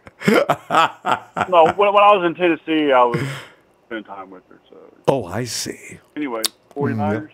Yes. So, Ronbo, remember last year when I told you I felt like, Mr. King, and I had a dream that we were going to play Kirk Cousins. Yeah. In a big game. I didn't know if it was NFC Championship or what, but it was going to be a big game. Who do we play in this first game of the year? Can you believe it? You did have a vision, bro. That's pretty scary. Here we are. And you know what? I feel like Jesus is my king, but I had another one Friday night. Well, Saturday morning, I guess you'd say. Yeah. Bill Belichick is going to be the Browns' next head coach. That was repent to Jesus. You know what? Bill Belichick. That's what I meant. That's pretty funny, though. Yeah, hey, Hulk, listen to this theory that I had to laugh at. Okay, Bill Belichick is probably not happy with Tom Brady or the owner, right, for making him do things he doesn't really care to do. He didn't want to get rid of Jimmy Garoppolo, and he sure as hell didn't want to trade him, right? So they say what Belichick's going to do now is he made what's-his-name sit down during the Super Bowl. Remember Butler? That was step one. He made sure they lose the game. And the next time, and the next thing that happened was, what did Belichick do? He did something weird. Anyway, they think Belichick's going to tear that team up from within until they're finally just dead meat. He's trying to trade Gronk, even though Tom Brady already told him, if you do that, I'm leaving. I'm retiring. So Belichick's going to do it anyway. He needs to call John Lynch and say, you know what, give us a 4th round pick for Gronk and you can have him. Just to piss him off. I know. It would be obvious that Belichick was trying to screw the team up. A 4th round pick for Gronk. He sat Malcolm Butler 5 minutes before the Super Bowl. I mean, what else could he do?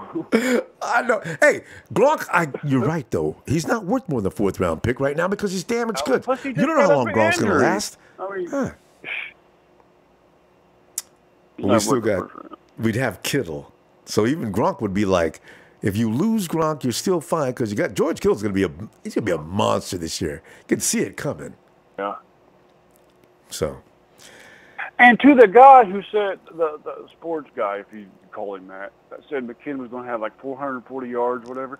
He had 551 rushing yards and 400. Hulk, your sound's fading. Hulk? Is that better? I took my earbuds off. All right. Yeah. No, I know. I heard that part where you said 440 yards. 991 total yards last year with the Vikings. Well, and he was third string until Kirk got hurt. Oh, yeah, it was Terrell Davis. Is the one who said that. And he said he'd have only 440 rushing yards, and he'd have a lot of rushing or pass receptions. But he didn't say how many yards gained he would be through the air.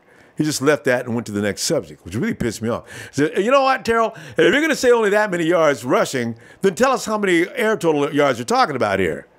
God. Well, that's my point, Ronbo. Who was it? Case Keenum last year? Yeah. For the Vikings? Yeah, they had Case Keenum. Yeah, they had Case Keenum. McKinnon was a second string because Cook got hurt. He was actually a third string. But he had 551 yards rushing. Did a good job for him. 441 receiving.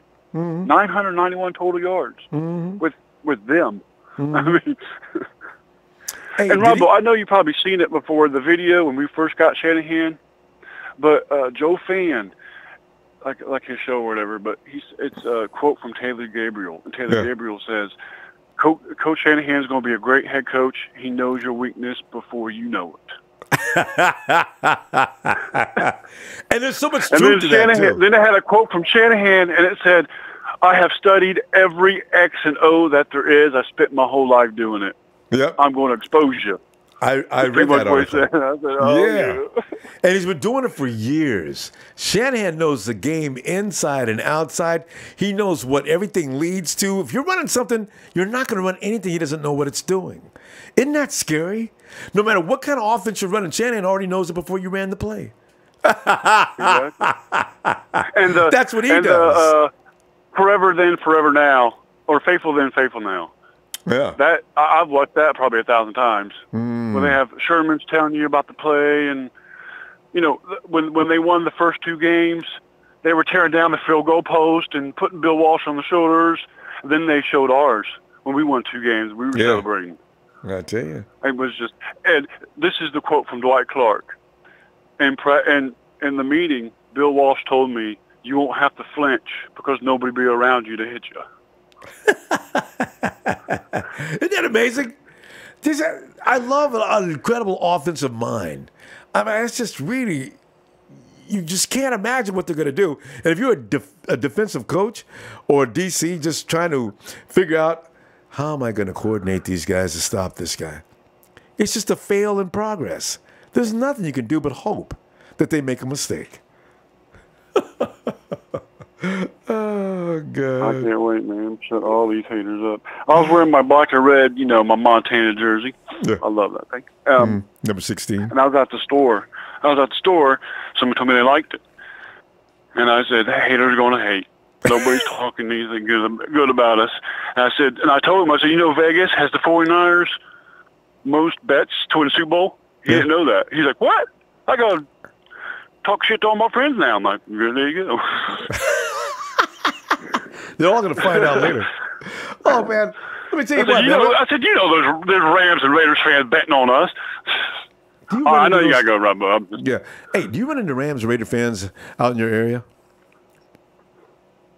I know a Raiders fan. You do know a Raiders fan. That's about it. Raiders, cow bitches, transgender bengals. Right. Cowboys. All right, Hulk, man. Look for you tomorrow, huh? All right. See you tomorrow. Go Niners. Yeah. There's a Hulkamaniac. Somebody. Okay. You almost had him. Oh! Cue the music. It's the Iron Sheik.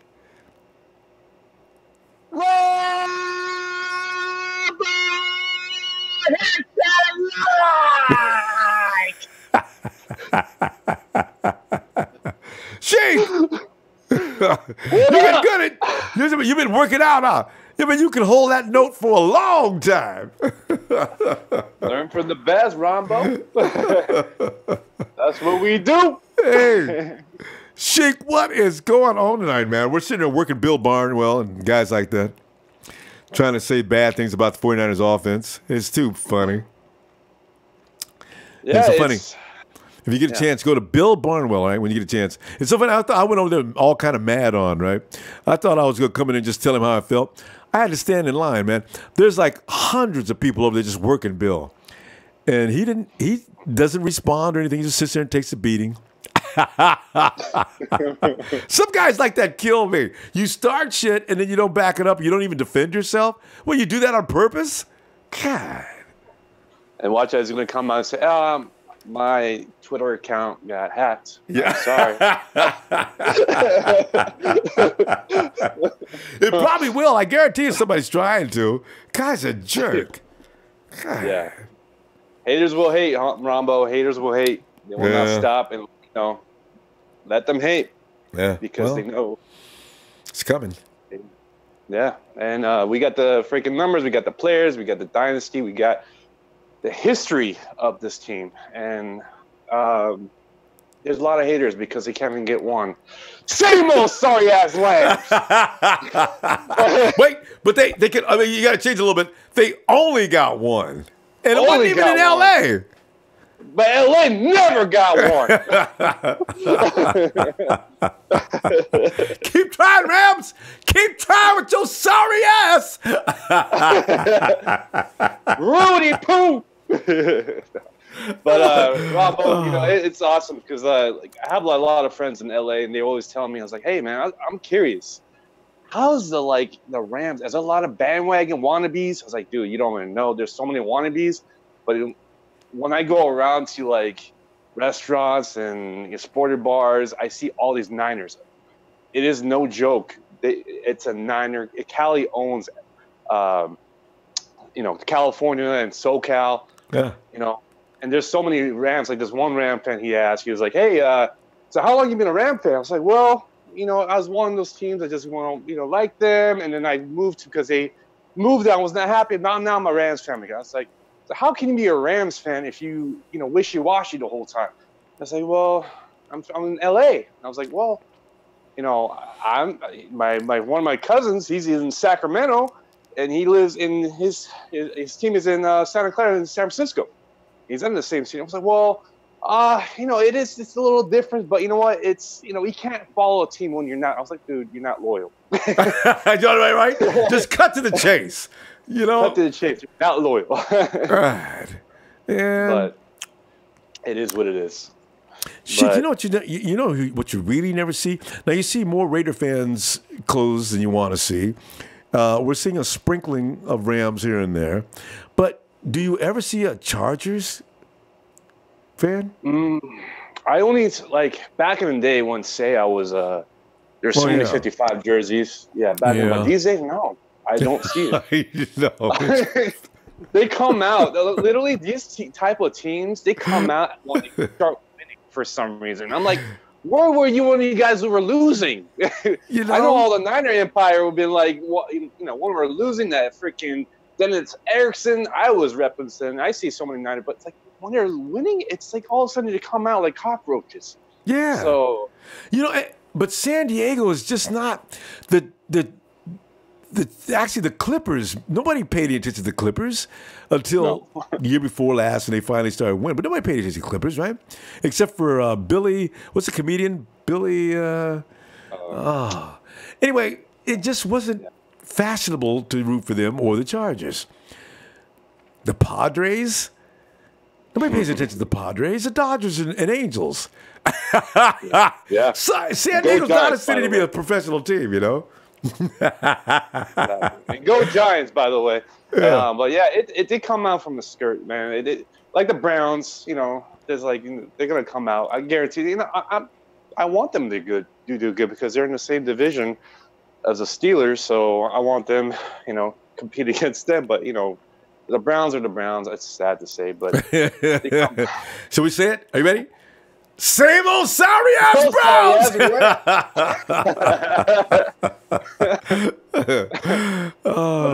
Man. But anyway, and I was thinking too, Rombo's there's a lot of teams like the Raiders, Niners. We had. Have you ever thought a top 5 pick was a total bust in a draft? Have we ever had one of those, Ronbo?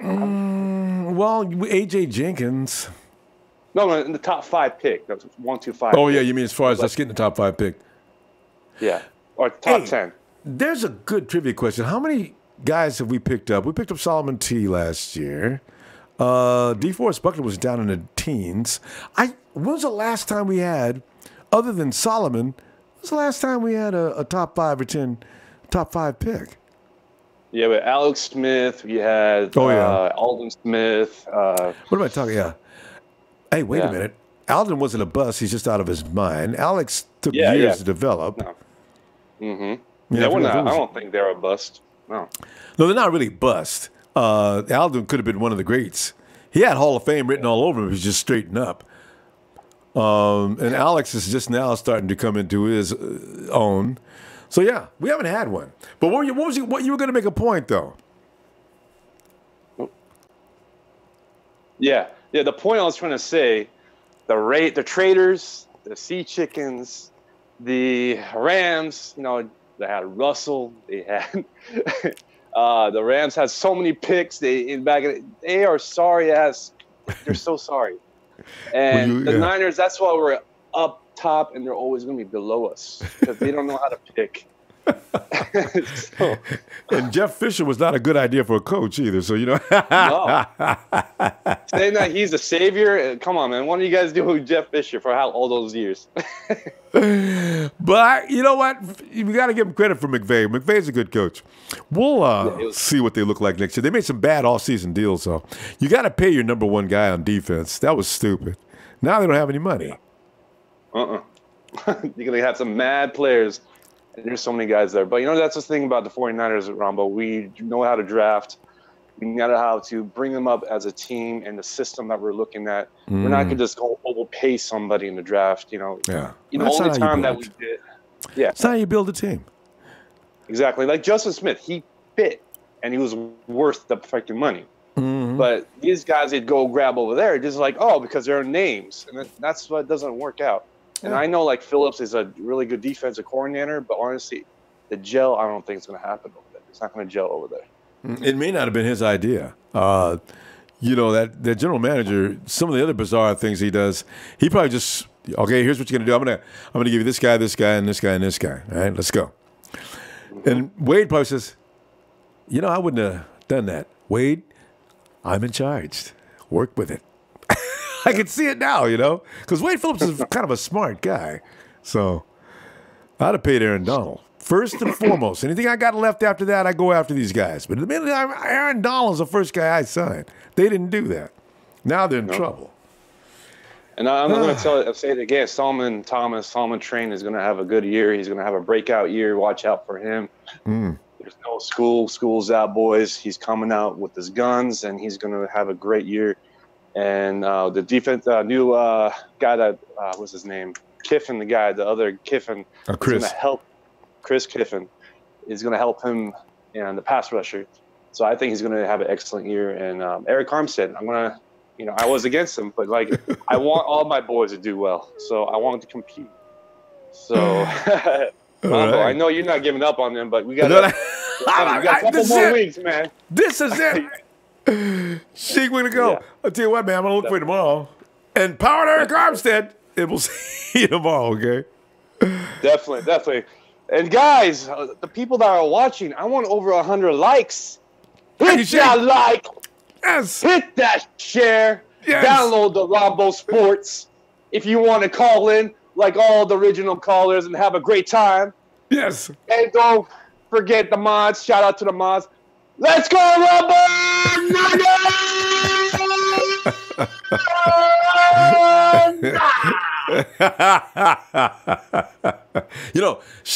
He never used to be that loud. See, I got to blame me for that. Poor people, probably his neighbors, probably saying, "What's going on?" Thanks, Sheik. You left the toys outside. Shout out to you, brother. Shout out to the next caller. All right. What we got? It's Monroe. Hey, Monroe. What's up? Hey, Ronbo. What's going on, Ronbo? Monroe, we're sitting here. We're praising our offense since somebody decided, Bill Barnwell of ESPN decided to tear them down.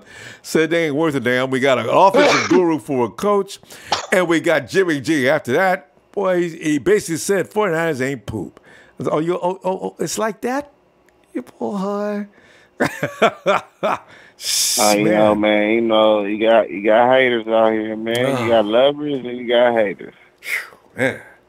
You know, 'cause guess what? You got him, but guess what? We got Good Morning Football love us. Yeah. You know, you're right. Good Morning Football, they sort of spread the love around at least. They give us a lot of love. That's true. Put us in, and it's not only Peter Schrager. Every now and then the other dude, what's his name won't though? What's the brother's name? The black, I know you're talking. Boy, he refused to give the 49ers any love for any reason. You know why? Because you got to remember Ronbo. We used to play him all the time. We used to play against that dude all the time. Was he in Minnesota? He was on the Lions. He was on the Lions. We played him we played the Lions like every year for a minute. Yeah. And then was he like on Seattle or something for a minute? He was like on. I think Michael Robinson. Michael Robinson was in Seattle, but where was that other fool? No, Michael Robinson got drafted by the 49ers. Yeah, but he only stayed with us for a little while. But then he ended up in Seattle for a little bit. He got mad about that. Huh? He got mad about that. I know. He got mad that we let, yeah. Nate Burleson. So that's why he always going to hate on us. I'm Nate Burleson. Nate Burleson has never, every time somebody asks any question, he knows the 49ers will fit into that blank. Nate Burleson will move away from it and come up with something else. I said, Nate Burleson, man, you know that wasn't right. And then he argues with other people, says, Peter Schrager, the other guy said something about the 49ers, this, and this. Nate Burleson said, well, now you know, that may not be the case because, and he goes on another direction. I said, good, Nate. What is your job? To pick on the Niners? Shut up. So, yeah. You know how it is, but I'm gonna tell you, man, Garoppolo gonna be good. You know, Cal Shanahan. See, this is one thing I'll tell you about Cal Shanahan. Cal Shanahan doesn't do a playbook for the whole season. He does a playbook bi-weekly. I know. You know, they're learning all they need to learn right now, but he will select what program against certain teams' defenses because he knows what'll happen if he uses this offense against that defense. I know. Yeah. Remember had that talk when I said it's probably really ain't gonna be no real starting receiver. Remember we had that talk? Yeah. He might feel like, oh well, I think Pettis might be able to outbeat this dude. I can see what you call him might outbeat. You know what I'm saying? I think he's gonna play chess all the way through the year. Mm-hmm. You're gonna see multiple guys coming in and out off the field. And five receiver sets. Yeah. I want to see that so bad. 5 receivers with Jimmy G. That's too many options. As fast as he can process, oh man. I mean, we can run pistol, we can run bunch, we can run. You can run shotgun with Jimmy. Jimmy can play under the center. He can play shotgun. We could run a lot of stuff. Mm-hmm. I just want to see Fred Warner and Reuben Foster and Smith out there. I want to see those three. I just want to see those three and have Reuben and Warner on the outside and have Smith up in the middle. Yeah, because their speed. I mean, them dudes can side to side. Sideline speed is just, whew, man. Sideline to sideline, them dudes. Fred's faster than Reuben, and Reuben ain't nobody slow. That's crazy. Oh, I can't wait to see the look on. Gurney's gonna come running out there. Think he's got to be bam. Coach. And Reuben be back. And Reuben be back by the time we play the Rams. I know, right? And warmed up and ready to roll. And plus, Reuben coming in on the right game too. That we really need him in too. Kansas City. He's coming in the right. Yeah, because that's gonna be tough. You think so? How come? I mean, AFC. AFC kind of play kind of tough. Yeah. I just don't have no faith in Patrick Mahomes being able to light nobody up yet. He played one game. I watched him last year. He was okay, but I didn't see anything really special. I'm gonna watch him this year. Maybe I'm not seeing something. I see him being okay right now. He's got a lot to learn though. But they got that running back though, that Hunt guy. That guy is. Yeah, I know. See, I bet that's what they're gonna do. But our linebacker crew, Kareem ain't gonna have no field day on that linebacker crew. Well, I can't wait till that game. They also got Tyreek Hill too, and I figure But you know what? They got Tyreek Hill with all that speed, but when he comes blazing downfield with all that speed, he's gonna have to deal with our safety, and he's got damn near equal speed. Because Adrian Colbert can almost run with his cousin Marquise. So I got a feeling that ain't gonna work. Real cousin? Huh? Marquise, real cousin? Yeah, according to what they're talking about. Yeah, they're really related. Goodwin? Yeah, Marquise Goodwin. Oh wow. Yeah. Hey. It's all in the family. Nine Empire, all in the family. So I want to see Tyreek get loose. And when you got a guy like Richard Sherman. One more thing. One more thing. And you see how people talk bad about the Niners? Mm-hmm. And they talk bad about another team, and I keep telling you, they going to surprise people, that damn Cleveland Browns. So I agree. Not sleep on Cleveland Browns, because they got our boy over there. That's they got our boy over Carlos. there. I'm still going to always have love for Carlos, man. And they got too much talent in general. Yeah. I mean, that could be the best receiving core in the AFC for sure. Ooh. Mm-hmm. With Tyrod Taylor, man. And true. This is going to be interesting to see what Cleveland does. They ain't going to be losing all them games like they did last year, though. I can tell that right now. I got to look at Cleveland's schedule. I hope they play the Raiders so I can sit up there and laugh. Because, their division's kind of declining, too. Their division kind of get a little weaker, too. Yeah, with the Bengals and the Steelers? Like, I think Pittsburgh's still going to be kind of always going to be there. But I think Baltimore, they kind of like, one year they be great, and then one year they fall. I think Browns might got a shot. And the Bengals, we don't know how they is. So, I mean, Cleveland got a shot, man. If we look on paper, their offense almost look to match up with Pittsburgh's offense. Yeah. Almost, damn near. I know the defense does. They've been stockpiling them 1-to-1. See, I've been telling people for the last 4 years, they're stocking up all them number one picks way up high in the draft every year. Eventually, that team's going to get really scary, and I think we've arrived at that point. That defense is... And that's how the Niners, and our team is the same way. Those going to be the two surprising teams next year, I guarantee. Them going to be Cleveland and San Francisco going to be the two surprising teams next year. They're going to be like, oh, my God. Super Bowl next year, 49ers versus Browns, nobody's going to believe it. That's going to be funny. And we could say, we told everybody, man, the Browns ain't no joke no more. Come in there, they'll beat you behind if you ain't ready, man. Oh. Monroe, I'll tell you what, man, I'm going to look for you tomorrow, huh? All right. Niners!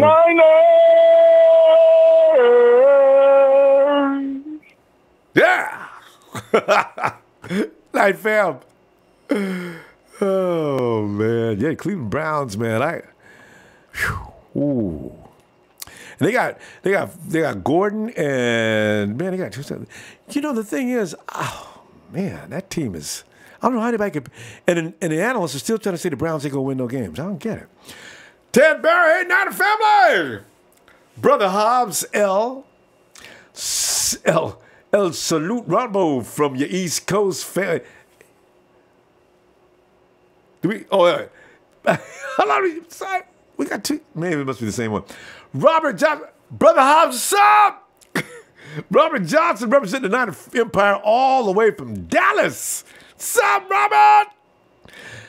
Al Chignon says, sup, Niner Empire.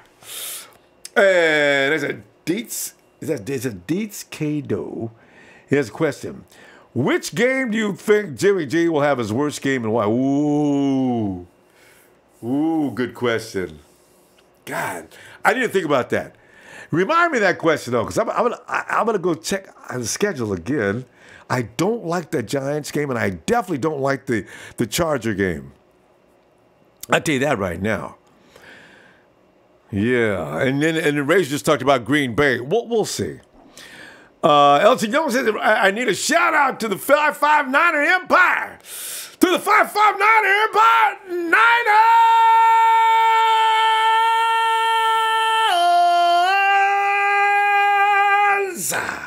Ray Histo, what's up?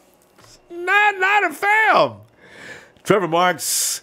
Hey, good looking Ronbo for the shout out, bro. Hey, Trevor, you know, man. J Mac 500. Yup. Richie James is a beast. Willie Automatic. Boy, these names, y'all be coming up with some names, man. Willie Automatic says Ricky Waters equals 49ers best running back. Not a lot of argument with that. Ricky Waters was good. Roger Craig was good. We had a few. Don't forget about number 21, Frankie. Anyway, and Lucky Clark, what up? Curious McHugh, I like the 49er cast. Yes. Vincent Johnson, Bourne is clearly our number one sleeper offensive player. Dude is putting in work. I agree. Oh, so much. Bourne's going to scare people this year, man. You know it. Lucky Clark, hated to lose to the Panthers. I live in the NC. Yeah, it was a terrible loss, too. Just embarrassing. Except for that Kwaski T reach back. Boom.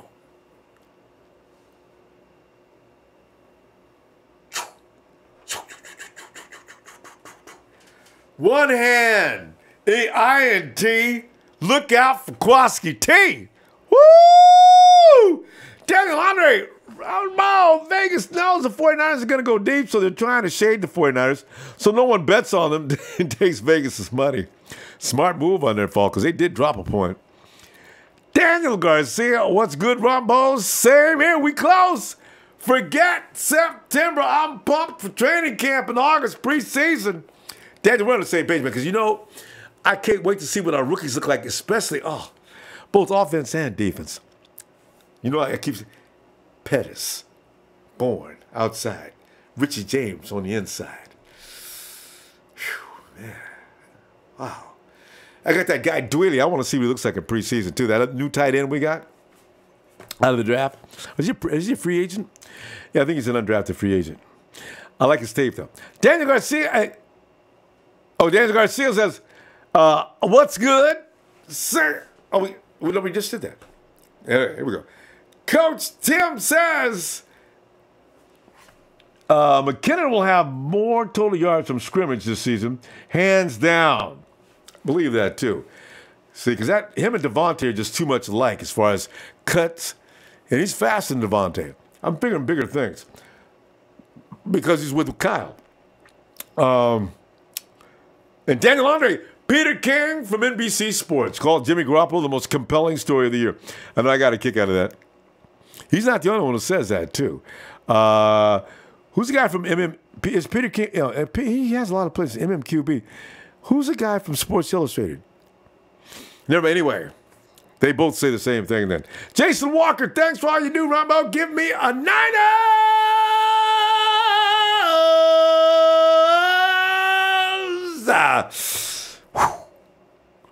Thank you, fam. And James Tuber, what's up, fam? Jesus is my king, 777. Sometimes I wonder when Ronbo is with his wife, you know, does he do? I like that, Simpson. You're a very funny guy. Gio Utley, Ronbo, what up? I'm going to call you soon. All right, Gio, we will wait. And Haters 101 Y2. We should make sure to hang on to George Kittle. George is locked up. In fact, they may start trying to lock George up next year with a contract. George said, whoa. Let me do this one more year because I want to see if I can, do a little better. That means you got to pay me a little more. James, still 11-5 because we got rid of high.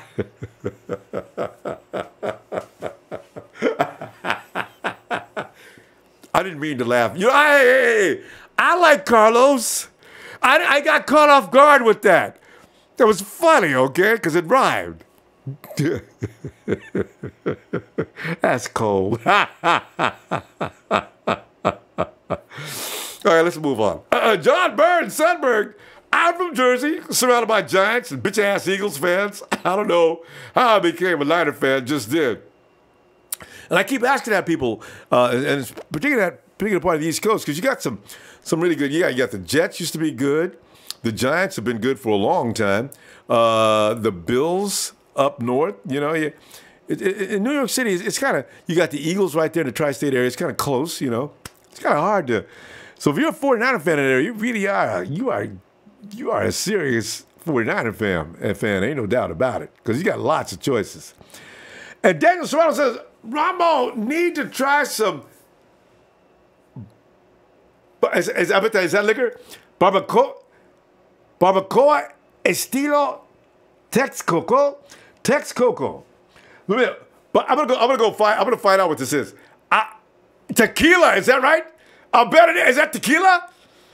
Because I'm gonna find out. It could be food too. Because I'm on all the dishes. Because you always know all the dishes that you see in all the restaurants, but in some families, they might be having things that you don't, unless you got invited over, you don't know. I'll never forget. I was with Jerry Martinez, right? I'm over at Jerry's house, and we just got through drinking the night before way too much, right? So I ended up spending the night at Jerry's house, man. I didn't even know I was at Jerry's house, man. I was so drunk. So I'm laying on the floor, next to the sofa. I wasn't even on the sofa, right? Jerry, hey, bro, wake up, man. Hey, I got something for the headache, man. You like this shit. So we go in, and I find out about this soup called menudo. Menudo's got a tomato sauce, got a bonzo beans, got a lot of stuff in it, right? It worked. I felt a lot better after we did the menudo. So I gotta tell you, man. Hey. It is food. All right, I'm gonna check it out. Hey. Jeff Tense is Hennessy. Daniel, I got you, fam. I got to check that out, though. I got to find out what it is. Because, boy, I be jumping into some Mexican cuisine. Yes. That's what knows about menudo. Everybody who drinks anything knows about menudo. And also, if you do too many of, all right. Are you ready? Ready?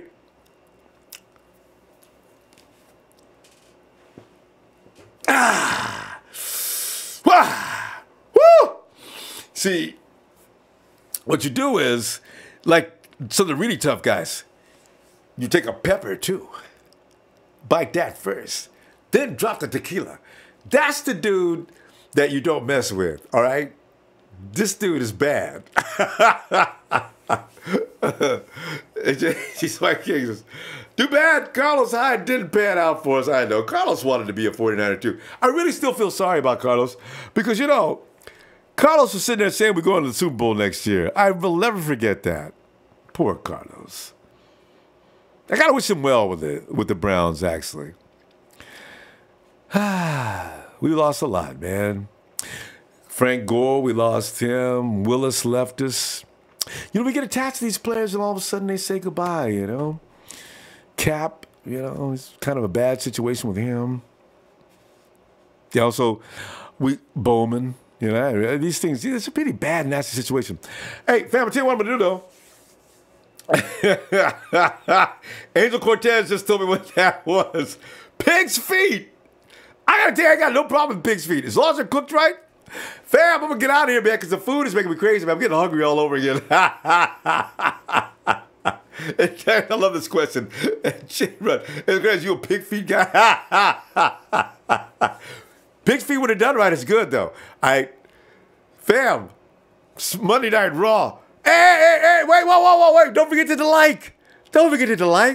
It's like Sheik says, we go for 100 every time. Hit me some like. Fam, love you, you know this.